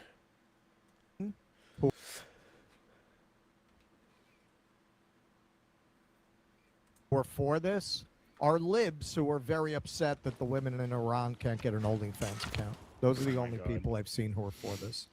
Well, and the hardcore Zionists in both Well, parties. that goes outside. Yeah. Yeah. All right, let's keep going. Just imagine how emboldened this regime would be if they ever had and actually were armed with nuclear weapons as a means to deliver their message. It's literally for these Putin. reasons, the United States military. Wow, maybe somebody shouldn't have fucking axed a deal. I love that he's the peace president, but it's literally like this situation we're in is from something he caused in his first term. Pretty cool. Like, your bad policy set yourself up for war. Like, this would have Yeah. been something, if he won that election, this would have been something whoever followed him was dealing with. Mm-hmm. Military is undertaking a massive and ongoing operation to prevent this very wicked, radical dictatorship from threatening America and That's- our core that's national wicked, security radical. interests. You know? We're going to destroy It's their wicked, missiles bruh. and raise their. Again, I just have It's to radical. say, everybody, you know, what can we do Radical. here? So It's what this everybody can do tubular in their personal regime. lives here is viciously insult anyone in your life who supports this war.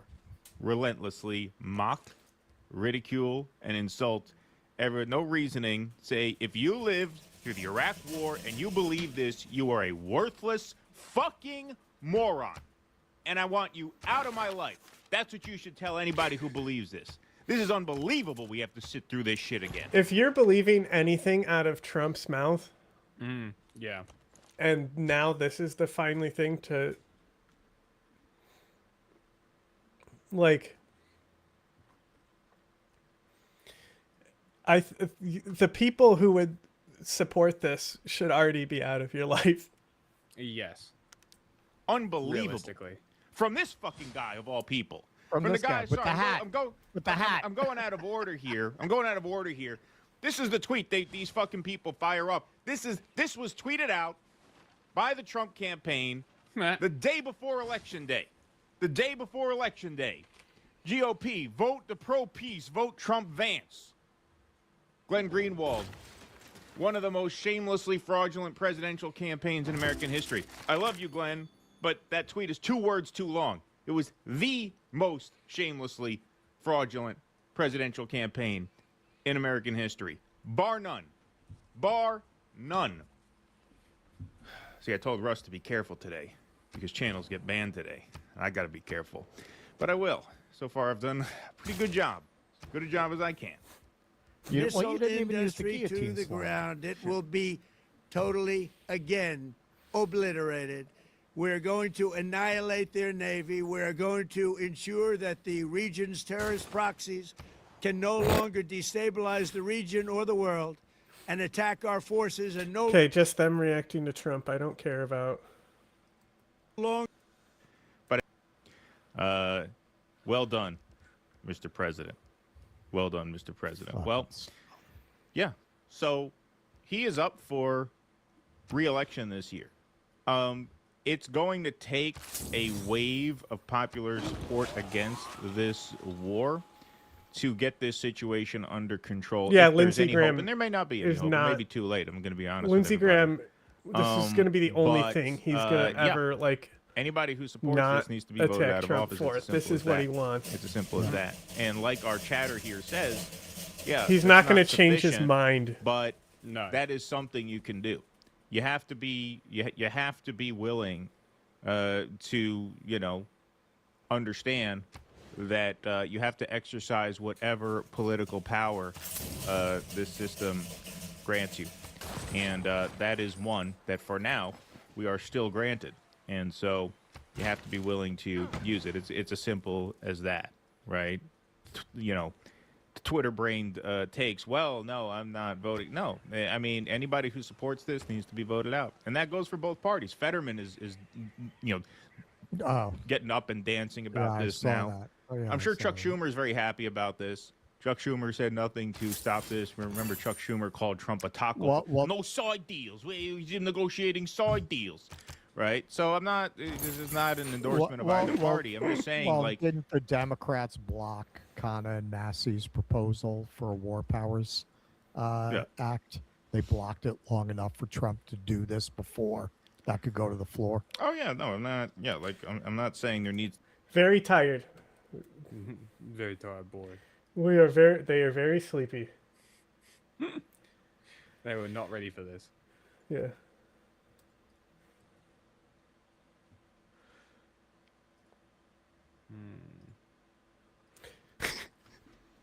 Also, it is bad that Iranian women can't make OnlyFans. That's the thing, is they can. There are fucking Yeah. like people who do. It's just that they have to like take a lot of precautions. Is it possible for a Link, I don't have one off the top of my head, but I've seen people from Iran who are anonymous and don't show face and stuff. I've seen it, like I've come across it before.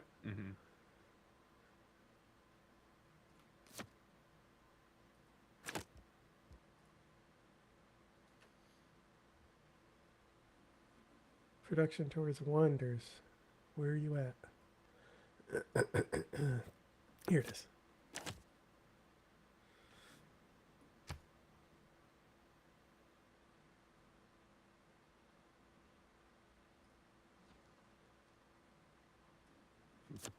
Nice.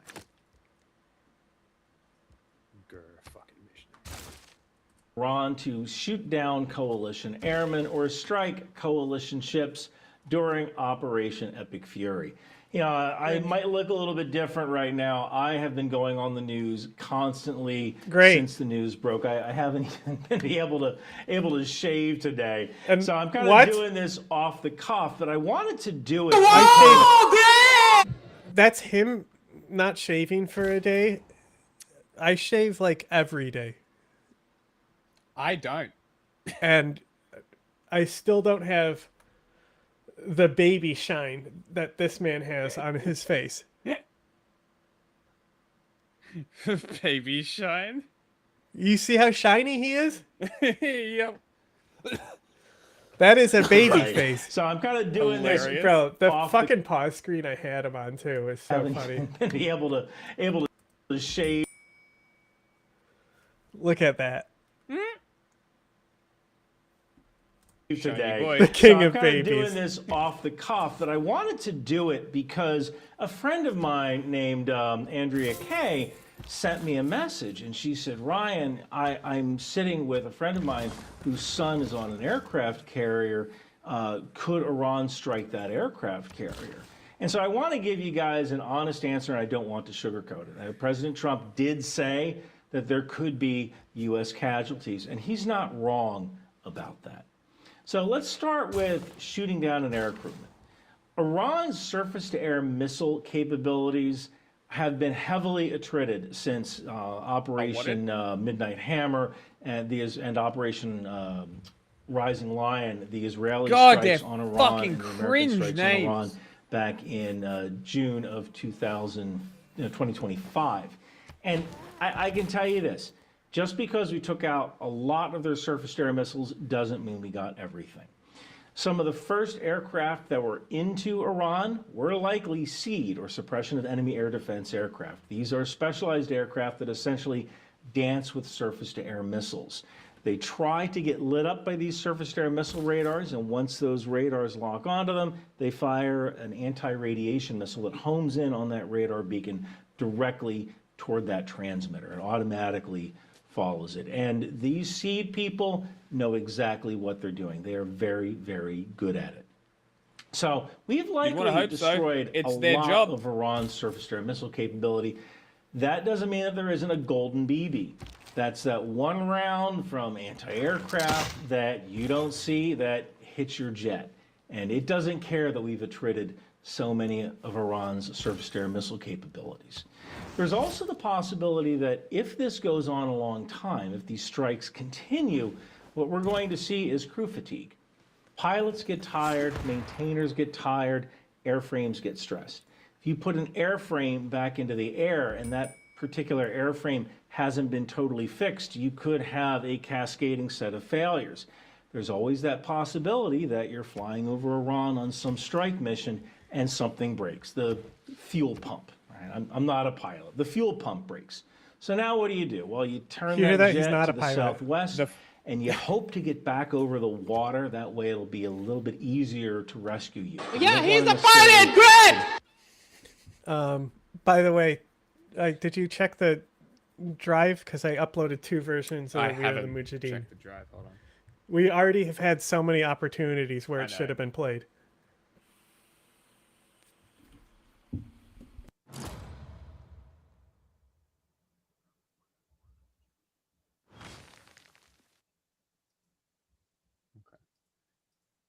The remaster is perfectly fine. I will add it now.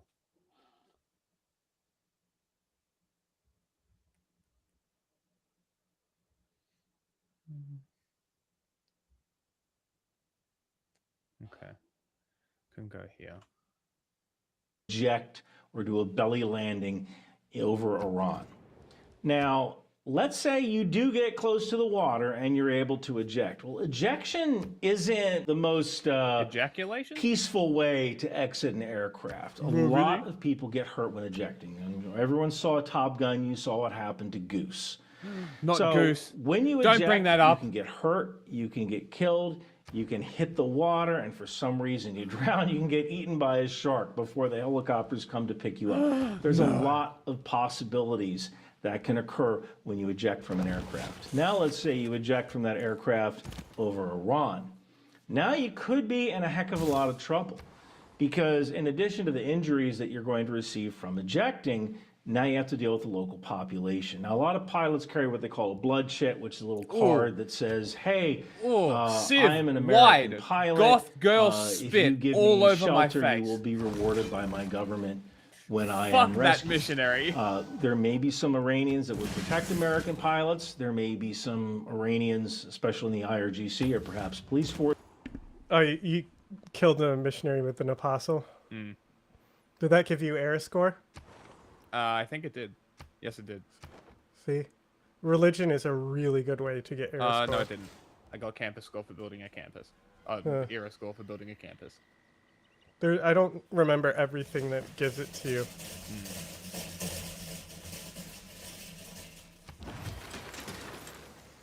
Forces that would try to grab that Iranian pilot and use him for propaganda for purposes, or that pilot could be he's a permanently killed. No, it's very loud. When they encounter those Iranian forces. Very, very loud. So there is I a don't know. non-zero All those chance ones that are. something I like think that we need to happens. Everything's so And much the louder longer today. these air sorties go on, the greater the chance of an aircraft either getting shot down or having some sort Inshallah. of mechanical trouble and a pilot He had his ejecting finger up. directly over Iran. Ah. Now, the next question is it possible for Iran to strike American carrier groups? Oh, no. Like the Ford, which is in the Mediterranean, kind of far away, It's only or friendship, the it's not USS alliance. Abraham Lincoln. Get this tack So the outta answer to here. that is yes, it is absolutely possible. The one on But you have to think about this in terms of a Nice, new defensive population. What a link. tribal village to settle next So, to. step one in attacking any kind of target is to find that target, right? You can't just shoot blind. You can't just shoot a bunch of missiles into the middle of nowhere and hope they find an aircraft carrier and dive down and hit it. So step one is ISR, intelligence, surveillance, reconnaissance. You have to find that aircraft carrier first. Now, once you find that aircraft carrier, remember, this aircraft carrier is moving. It could be going at about 30 knots. So this thing's moving a half a mile a minute. So when you spot it, it's going to be a half mile away in another minute. And you have to get that information back to your people that are firing these missiles. And don't forget, the missiles have to get to the target. And the target is constantly moving, and it can also change direction. So that's the hard part. The hard part isn't necessarily shooting the missile at the carrier, it's finding the aircraft carrier in the first place. There's a couple of ways you can do that. You can take a fishing boat out and hope to find the aircraft carrier that way, right? I got news for you. An aircraft carrier is surrounded by multiple defensive ships. A fishing boat isn't getting close. You might be able to use a drone, but we also have an aircraft called an AWACS, in this case an E-2 Hawkeye, that is flying above the aircraft carrier with a large radar dish on top. And this thing can see out, I believe the Wikipedia answer is 400 or so nautical miles. The So it's gonna see Wikipedia anything answer. coming toward it, whether it's That's skimming the funny. sea or whether it's at the height of a drone searching for a carrier group. Or you could use a maritime patrol aircraft. The American equivalent would be like a P-8 Poseidon aircraft looking for a bunch of ships. Aircraft like that, if Iran launched them, they're going to get shot down. There's another way to do it. It could be by satellite. But again, Iran only has 2 satellites. So the satellite would have to be over the carrier strike group at the exact moment. China has satellites as well. They have a heck of a lot more, between I think 300 and 400 military surveillance satellites. China could theoretically give strike information to the Iranians, That'd be neat. I don't know if China wants that smoke, because if we find out China did that, they could be in a heck of a lot of trouble. But also, let's say China successfully spots an American carrier strike group. Now that information has to go back to the targeters, right? And now these targeters have to get these weapons ready and launch these weapons. Now, that takes some time. And by the time they do that, that carrier strike group could have left the area. So now you have a much wider area to search. So let's say everything goes right. And within minutes, China tells Iran this is where the carrier is. Iran manages to get a number of missiles off toward that carrier strike group in that short window of time. Well, now these missiles are flying toward the carrier strike group. Now we start shooting them down. We might do that with F-18s or F-35s off the Abraham Lincoln. Once they get even closer, now we have all the destroyer escorts firing SM-2s, SM-3s, SM-6s, firing surface-to-air missiles at these incoming missiles and shooting most of them down. Now, you're not going to shoot all of them down, especially if it's a very what large happens swarm. if they So shoot now a these bunch of missiles are dummy getting missiles even and they closer. have a Once they get closer, sneaky little anti-ship defense missile weapons sneaking start up kicking behind in. to fuck There's you in the also ass? the rolling Huh? airframe You see that missile, coming? which can be launched Fucking from shoulder a check defensive that ship destroyer. into the incoming missile. Now let's say that doesn't work, and let's say this missile somehow gets through. Now you might have a problem. Now, this missile has to figure out where this The ship missile is on knows the where it terminal is. guidance. There's a couple of ways to do that. It can use radar, it can use thermal, Man. it can use optical. The Navy knows how to launch. I just gotta be real right now. I'm fucking obliterated. Decoys to kind of fool Oh, some of the just radar guided that last missiles. vape hit And I don't really know how took many me of out. these systems have lasers on it, how many ships. So I that are didn't currently hear a serving word you in said, the, honestly. Like Arabian it was, I Sea, was or as listening, called the Sea of America. but And yes, you. it was just like, you know, when you're in a crowded room and everyone is talking. Yes. One of them. See, that's why I should have hit pause, but I was just annihilated. Amazing. I saw that you were fucking building the same thing that I was building and we were very close.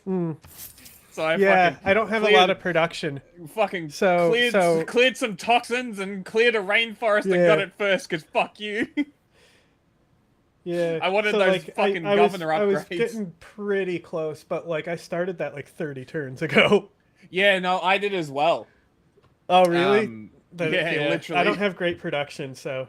So I had the Casa de Concentration thing here. Like I just need a few Potassium. wonders to maintain era score. So as long as I'm able to transfer it into the next wonder and still build it, it doesn't really matter. That city's fully developed. Okay, well don't waste your time on Alhambra because I'm one turn from it.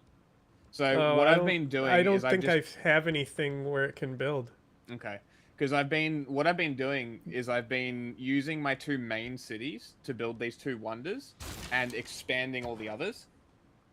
And now that I've finished these, the main cities are going to blow up in production because I'm just going to be able to go district.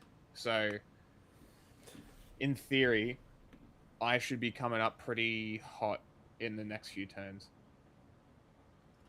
And I'm doing my religious thing as well.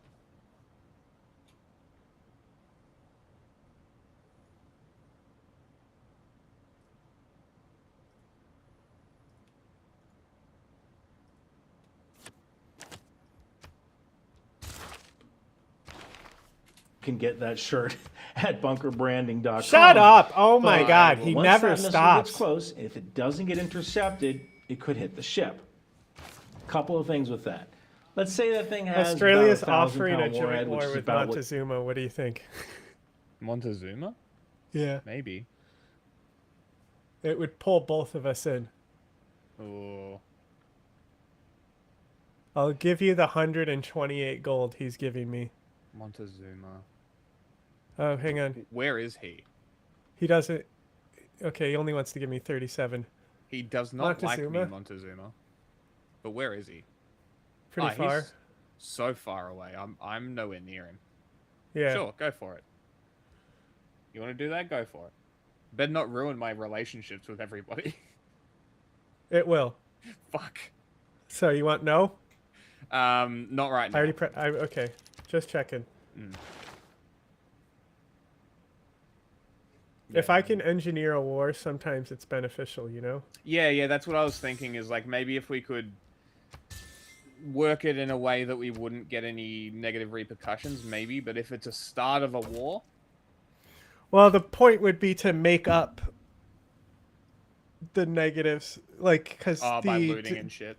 No, the denouncing only lasts a certain amount of turns. And then even then, sometimes... Like Peter in that one game, because I was an ally with him through most of the game. Yeah. He had so much grievances against me. But it never mattered. He continued to renew the alliances. Interesting. You might put on something like start a cruise missile. moving That isn't towards necessarily going AT to crew because sink I the want ship. those mountains. It could damage it. Because I want flight operations access could to be my other suspended. cities A easier. number- Because my access to the cities on the other side of the mountain are fucked. So I need a way through. So it's gonna be fun. I forgot what my religion's name was. And I Blackley, crew Blackface could be League. killed. Yeah, It's a 'cause I lot harder fucked to up my sink that behind ship. One thing you have to understand is that every single person on a naval ship goes through firefighting training, and everyone is damage control.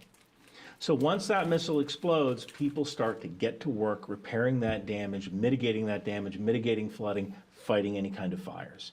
So you would need multiple hits from multiple missiles to sink an aircraft carrier. You might only need one to damage that aircraft carrier, put it out of action for a few hours, perhaps a few days. If it's a very lucky hit, that aircraft carrier might have to get towed back to a port where work is done on it to get it back into fighting shape. But we know how to do this stuff. The USS Stark, USS Cole, those are both ships that were hit with explosives. They survived.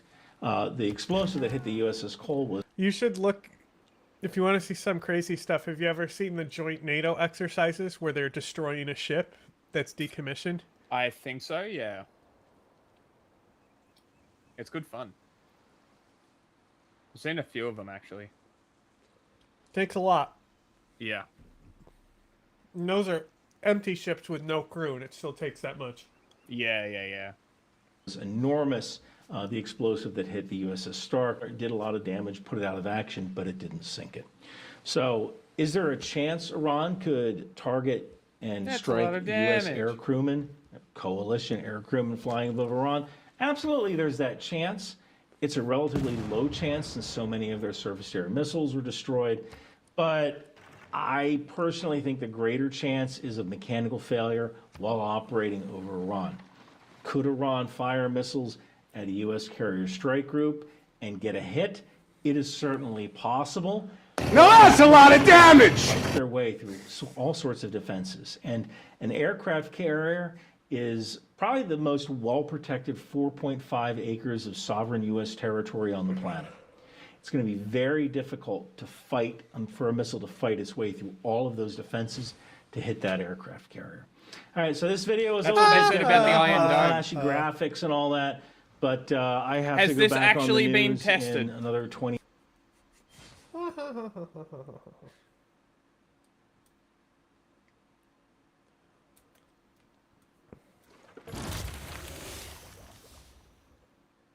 Can Bob units hit my religious unit?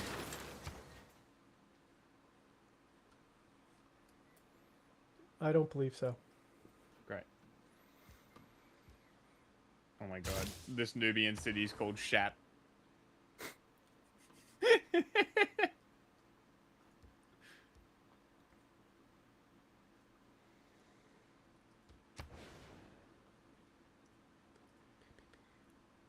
On this episode of What's Going On with Shipping, has Iran closed the Straits of Hormuz? I'm your host, Sal Mercogliano. Welcome to today's episode. The answer is no. No, they have not closed the Straits of Hormuz. I hope you enjoyed today's episode. I am just kidding. That would be the fastest video we've ever done in the history of what's going on with shipping. We gotta take some time and break this down for you. If you're new to the channel, hey, take a moment, subscribe to the channel and hit the bell so be alerted about new videos. All right, let's go over to marine traffic and show you what transpired on 17 and 18 February of 2026 and whether or not the Strait of Hormuz even shut down for a brief period of time. So in the upper right there, this is a map from EOS Marine. They're showing you the area in red where the Iranians were conducting their military operation. You'll see here a traffic separation scheme. It's kind of a lane in which ships sail through it. It's just like driving down a highway. Ships will stay on their right side if they're over in the United States. Sorry, England, this is a bit different where everybody goes to the right at sea. So you'll notice here just north of the traffic separation scheme, northeast and to the east of that traffic separation scheme is where this drill was going to take place. It was scheduled to take place on 17 February from 0330 UTC Universal Time to 1830 Universal Time. I've got marine traffic primed here for that moment. So I'm going to fuck this up. This is sped up quite a bit here so you can see. The dots in red, or the triangles in red, represent tankers underway. Those in green represent freighters. And you'll notice that there are ships continually sailing through this area. Now, it gets a little bit sparse here, right around 0800, 0900 in the morning. But you have ships always continually going through. As a matter of fact, you have a flood of tankers coming out. And now you see tankers heading up into this area and going through. And again, this is during the period of time that Iran was supposedly having their missile drill. Now, you will note a lot of circles here. Red circles are anchored tankers. Green ones are anchored. Not circles. So, like I said, with Libya, I guess you built up your military fast enough that she changed her mind. But now, if she's going to war with England, they have relatively the same power, but they're not really anywhere close to each other. Uh-oh, she's spreading religion to your city. Yeah, whatever. I'll kill her for you. They the map is too big for them to put any kind of pressure on my actual religion at this point. Like, my religion is so vast across my empire. Yeah. Freighters. This is very typical. You see these tankers anchored outside the Straits of Hormuz and off the coast here of Fujairah. They're waiting to come into the Straits of Hormuz. Very typical for that to happen. What they do is they wait until the berth is ready for them at the fueling facility inside the Straits of Hormuz, and then they'll go in. Now, the news media was all over these stories. They kept talking about this, so I got you a host of different ones. This is PBS News. Iran says it closed the Strait of Hormuz for live fire drills as it held nuclear talks. This is the National. Strait of Hormuz closes for a few hours. It didn't close for a few hours due to Iranian live fire drills. No, it didn't. This is CNBC. Iran partially closes Straits of Hormuz, a vital oil choke point as Tehran holds talks with the U.S. Iran to close parts of Hormuz Strait for a few hours during military drill, Fars news agency says. Again, I understand news agencies reporting what they're hearing. However, go to marine traffic and see exactly what is happening, because what we see happening here is a very clear indication that the straits really never shut down and traffic was free-flowing pretty much the whole time. Now, as usual with news, the social media went a step further. Here's imagery reported by Iran state news agencies saying that the straits are closed, and they're demonstrating that by showing you the mass of anchored ships waiting to go through the straits. Well, first off, they say these are all tankers. They're not tankers. There are tankers, there are bulk carriers, there's container ships, there's crane ships. Tankers do not have containers stacked on their decks, nor do they have huge, massive booms to move cargo. This is actually off Bandar Abbas. This is probably off Nubia Hormuz converted and then Iranian the new city that media went out in so a helicopter to show you the ships anchored off the coast. And once again, what they're trying to... Because, like, that's not going to last. No. You know, it's like between 3 civs. Yeah, you know? it's literally 0 per turn. and I'm not going to touch your city. Like, any pressure on yours is natural pressure from my ship. Yeah. And because it's your city, you can just use Inquisitors to get rid of it. I don't really... It doesn't matter. It's no big deal. Mm.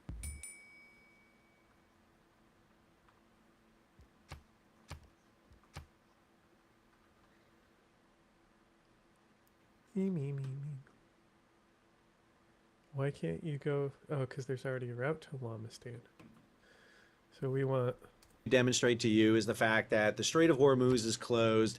No traffic is going through. Again, these are ships off the coast of Iran waiting to come in. I can't tell you how much the Iranians like to manipulate and play around with the news on this. But the other problem I have is so many people with huge followings on social media are just parroting this. And it just takes a moment to go to Marine Traffic or any of the other ship tracking apps that allow you to follow ships. I have an account that allows me to go back and play it and give you this type of kind of replay here. And what it shows is Straits of Hormuz never closed. Understand, during the tanker war of the 1980s, when 450 tankers were hit and several hundred merchant mariners were killed, at no point was the Strait of Hormuz closed. The Strait of Hormuz remained open during the worst of times. And should this is Iran why it's always so funny to me close the Strait of Hormuz, that's the threaten first to thing close Iran the Strait of threatens. Hormuz and actually do And it. why I'm always like, okay, go on, ahead. then. Try it. Make my day, punk. No, but you know. But the country that gets hurt the most by it is Iran, because Exactly. Iran needs to get their oil out. And if Iran is not exporting oil, it collapses their economy. The country that's second most affected that by was this would America. be China, because China imports a vast amount of oil out of this region.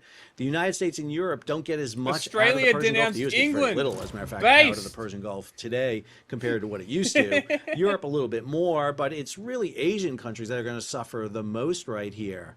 And so what we see in this video here is a pretty clear indication that, number one, don't always believe what you read. Go and check. I mean, we have so many ways to somebody fact died. check media and social media out there that you should be doing it all the time. But if you really want to find out what's happening with shipping, hey, then come on over here to what's going on with shipping. He said the I hope you thing. enjoyed today's episode. If you did, hey, take a moment. He's so personable. I like him.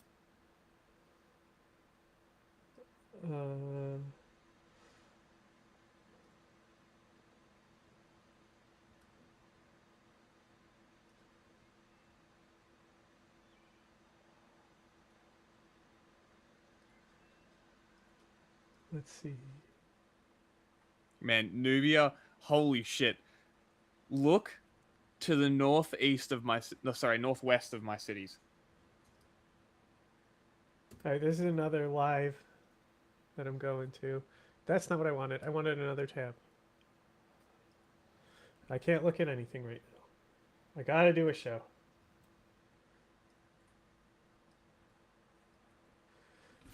We gotta see what PSL thinks. Okay. I did not find any PSL. Yes, you did. There's PSL on there. Oh, did I? Or yes, we did, I should say. I There's think PSL you on might there. have put it on there as a breakthrough. Yes. Yeah. Hello, everyone. I'm just going to wait a few seconds before I get started here to let people join, and then Wow, Grip. Go away, we'll YouTube go. chat. What a freaking day. Who's she got here?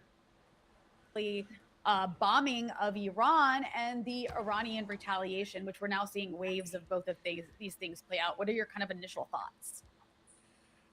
Well, the most important point is that this unprovoked war started during the negotiations. And this is why the Omani foreign minister, who is the mediator, who hosted the first meeting in Moscow, the second meeting in Vienna, the third in Geneva, the third in Geneva, and then he was waiting for the Monday to be the... Let me tell you, he's got a case of the Mondays. Iranians in Vienna.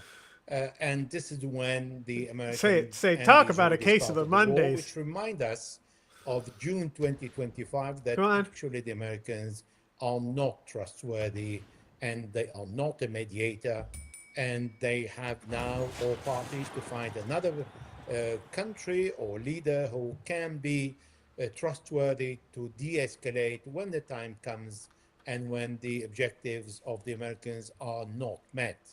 Now, the second most important point is the objective. When Benjamin Netanyahu announced, along with Donald Trump, that the objective is the regime change. And Benjamin Netanyahu was a little bit more careful by saying, we will prepare the ground. So he did not say, this is what we are going to do, because he has learned since the 7th of October that all his objectives were not met. And for him not to announce on a very early stage that this is what he's going to achieve, and this is not an easy task to achieve, almost impossible, with the military mean in the first few days or even few weeks, because we're dealing with Iran. It's not Venezuela, it's not Iraq, it's not Libya, it's not Syria, it's not Afghanistan, and certainly it's not Lebanon. Wow, Let me tell you all the countries I know. That's what Trump Crazy. said. He characterized the campaign as a regime change war, and should be taken seriously, but also needs to be unpacked carefully, because the political rhetoric in wartime normally serves for multiple purposes: signaling resolve, shaping public perception, and increasing the pressure on Iran.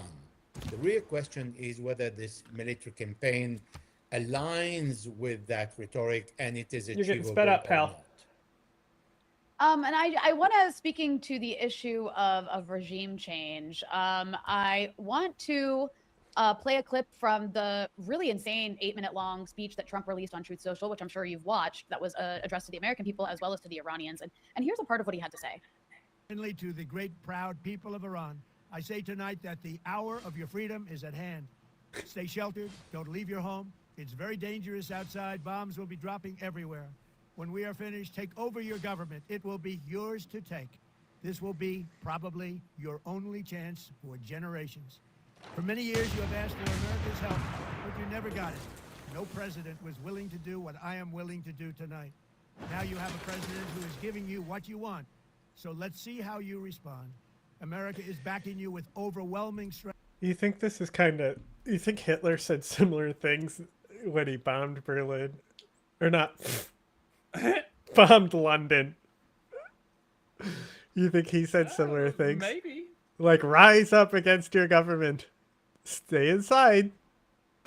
Watch out, it's dangerous. See, we are warning you because we are good Nazi. We are And friend you of want to- England. You throw over government? Join Nazi. Stalin likes it here.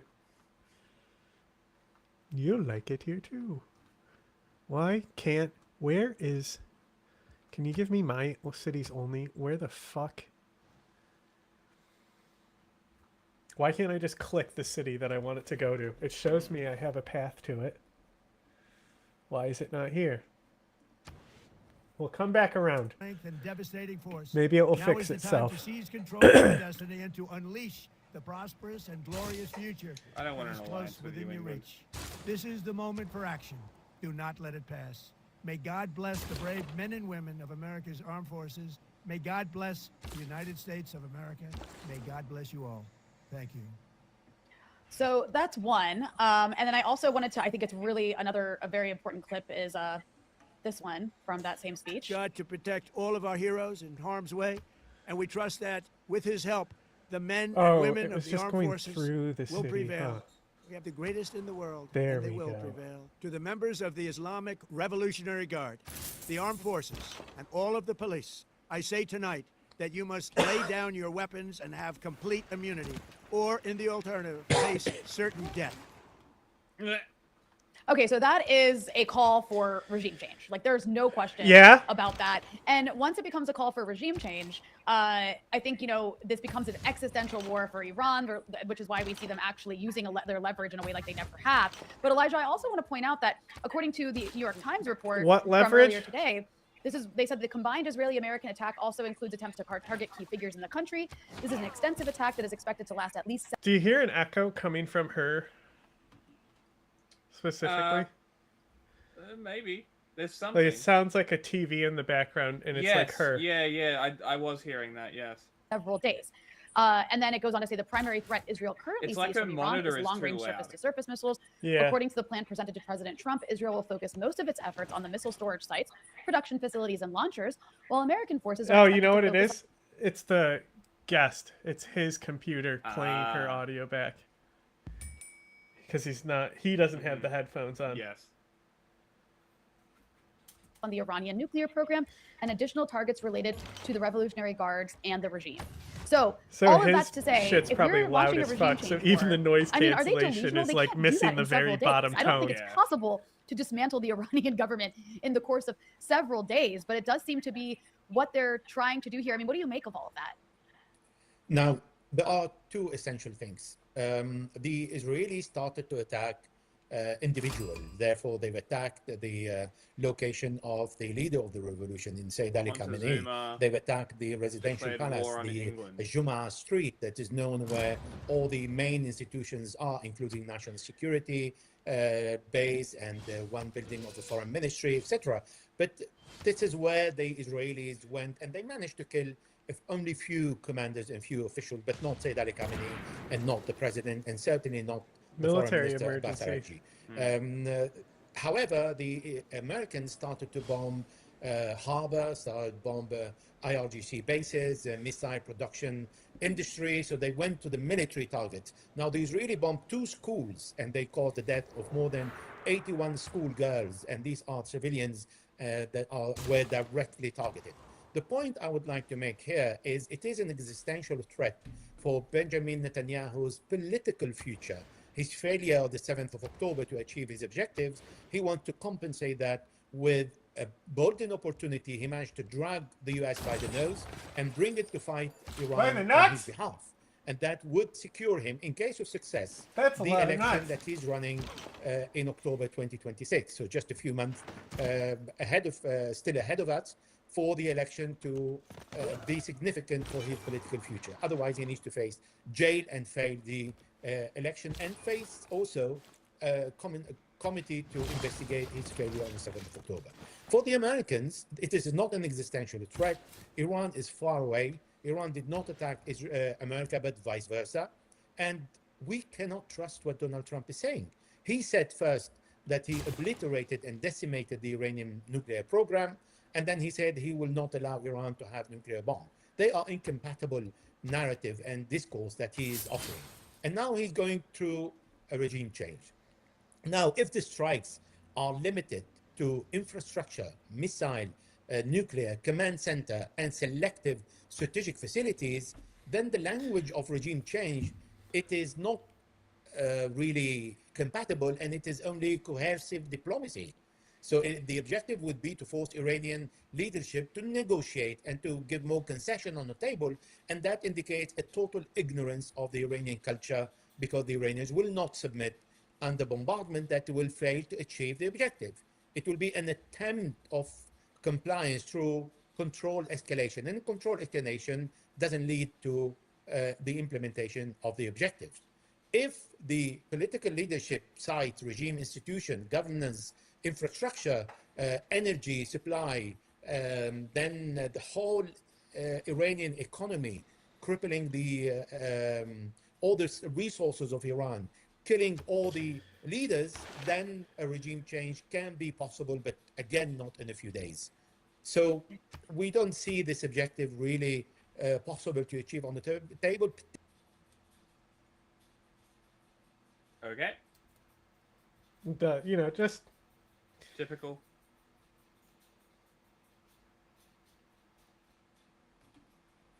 Oh no, I did the split tab thing. Help. Fucking PSL. I mean, they didn't really say anything that we don't No. know about. Just really focused that the US was calling this a regime change war, which is like, yeah.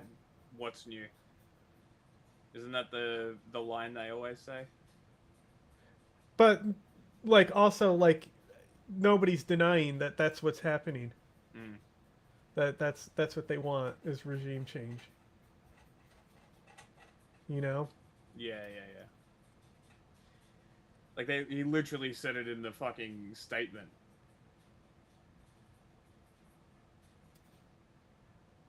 I'm just gonna hit the next button instead of opening new tabs. Because most of the stuff coming up here will be. So it looks Israel like the stuff. war has begun, and this Or time Iran it's stuff. all or nothing. The United States and Israel appear to be aiming for regime change in Iran, with rumors already coming out that Supreme Leader Khamenei has been killed. Okay, hang on. We're still sped up.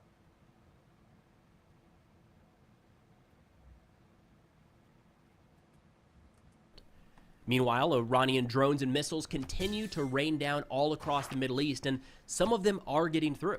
I mean, this is a video from just a few hours ago showing an Iranian Shahed-style drone striking a radar station at the U.S. naval base in Bahrain. This is a major facility. That's a fucking awesome. Poggers! That's a fucking awesome video. I mean, this is a video from just a few hours ago showing an Iranian Shahed-style drone striking a radar station at the U.S. naval base in Bahrain. This is a major facility, the head of U.S. Fifth Fleet. And the reason I'm showing that is because this time is different. We're not seeing these symbolic tit-for-tat retaliations with the goal of reestablishing deterrence and avoiding escalation. Yep. This is Iran throwing everything they have at the United States and Israel, threatening a broader regional war. The Iranian regime views this as their last stand, which is probably why, in his address to the American people last night, President Trump warned that this operation very well could cost the lives of America's sons and daughters. Let's turn to President Trump announcing this operation last night. It's a long... Don't need that. ...industry to the ground. We're going to annihilate their navy. We're going to Oh, he's ensure just that the reading? region's terrorist That's okay. proxies can no longer destabilize the region or the world and attack our forces. And we will ensure that Iran does not obtain a nuclear weapon. So in recent videos, we've talked a lot about what exactly is the goal. What are we going for here? Everything. I mean, President Trump, in his speech, gave an address to the Iranian people, saying, when this is done, it'll be your chance. Stand up, take over your government. So regime change, missiles, nuclear program, proxies, everything is on the table, as per President Trump last night. Now, it sounds like the name of the U.S. operation is Epic Fury. We have some additional details from It's going Fox to be News correspondent epic. Jennifer Griffin, who spoke with some Pentagon officials, who said that this is the first time that the United States has used one-way attack drones in combat. As of now, we don't have any footage of those being utilized. She said the U.S. military has been focused on high-value targets, IRGC significant facilities and capabilities, naval facilities, and underground facilities likely associated with the nuclear program. The U.S. officials said that we have effectively suppressed the Iranian air defenses, and more on why that's important and what that could mean here in a moment. She adds that there were hundreds of targets in what is being described as a multi-day operation, and the U.S. official added that the Iranian response has so far been ineffective. We, of course, are going to take a look at the Iranian response so far. Now, we know at this point that this is a joint U.S.-Israeli operation. The name of the Israeli operation was Roaring Lion. Their IDF put out a statement saying, quote, the IDF and U.S. armed forces have launched a broad and joint campaign to thoroughly degrade the Iranian terrorist regime and to remove existential threats to the state of Israel over time. Israel is the literally Iranian regime committing has genocide. not abandoned its plan to destroy Israel. In This recent is months, and despite Germany the severe blow it sustained calling during England Operation Rising a Lion, terrorist state the IDF identified for that the simply regime existing. continued efforts to advance production, fortify Oh, and conceal I its just nuclear remembered, program, I saw this. alongside rehabilitating its... I saw this Still. Enemy Charlie video Mm. that was very funny. And not so much funny, but very interesting what she says in it. Okay. Because she recently, like, especially after she did that Chud show where the guy keeps calling her Chuck and saying that she, like, eats box or something. And Sure. she's just like, but, like, after that, she said that it's like, I'm done having my tits out for stream. Basically. Sweet. Good So for her. she stopped, like, after that, she, like, stopped doing it. And so she posted this video that was very interesting. Okay. Hate that it's muted. So she said, when I used to stream, I looked like this. And she just showed what she wore before. And now I stream like this, not for morality reasons or whatever, but just because I want to be more true to myself, and this is how I actually like to dress. I thought the dudes would continue to harass me every time I streamed after I made the switch, but I rarely receive hate comments anymore. I guess that's just further confirmation that some men really do despise women that have agency over their sexuality. So much so that they spend hours every night on Twitch looking for women showing too much skin to Yeah, they're harass. fucking losers. So shout out to my hot girl soldiers in the trenches dealing with, frankly, the worst of the worst. I used to stream like this. That wasn't exactly what I was looking for. She must have done another video basically on the same thing. Charles? Here's another streaming observation. I used to stream like this, and now I stream like this. There we go. When I streamed like this, my audience was very politically diverse. Mostly left-leaning, but conservatives would stop by all the time to argue my leftist views with me. Now that I stream like this, my audience is almost completely left-leaning, and conservatives rarely stop by. There's a couple of implications here. 1. Conservative men on Twitch claim to prefer it when women cover up, but are drawn to women who show skin like moths to a flame. 2. I now realize that conservative men on Twitch were using me for free femdom, and I really should have charged them for it. Here's another streaming observation. I used to stream like... That's the one I was looking for. That's great. Its missile production processes. In the months preceding the strike, close and joint planning was conducted between the IDF and the U.S. military, enabling the execution of the broad strike in full synchronization and coordination between the two militaries. The IDF will continue to act to remove any emerging threat against the citizens of the State of Israel anywhere and at any time. Even at this hour, the Israeli Air Force jets continue to strike targets across Iran based on precise intelligence. Operations will continue as required. And we are starting to get a fair amount of footage coming out of Israel showing the effects of these strikes targeting soldiers near some of the missile launch locations and a number of mobile missile launchers being taken out. A U.S. official said that Israel is focused on targeting the Iranian leadership, whereas the United States is targeting military facilities and ballistic missile sites that pose an imminent threat. They added that the U.S. military is not targeting Iran's leadership. And I want to say real quick, I think this is the first time that we've had a deliberate operation like this planned and carried out by the United States and Israel. Israel, no doubt, was involved in Operation Midnight Hammer. The lead up to that was only made possible because of Israelis' effects during the 12-day war.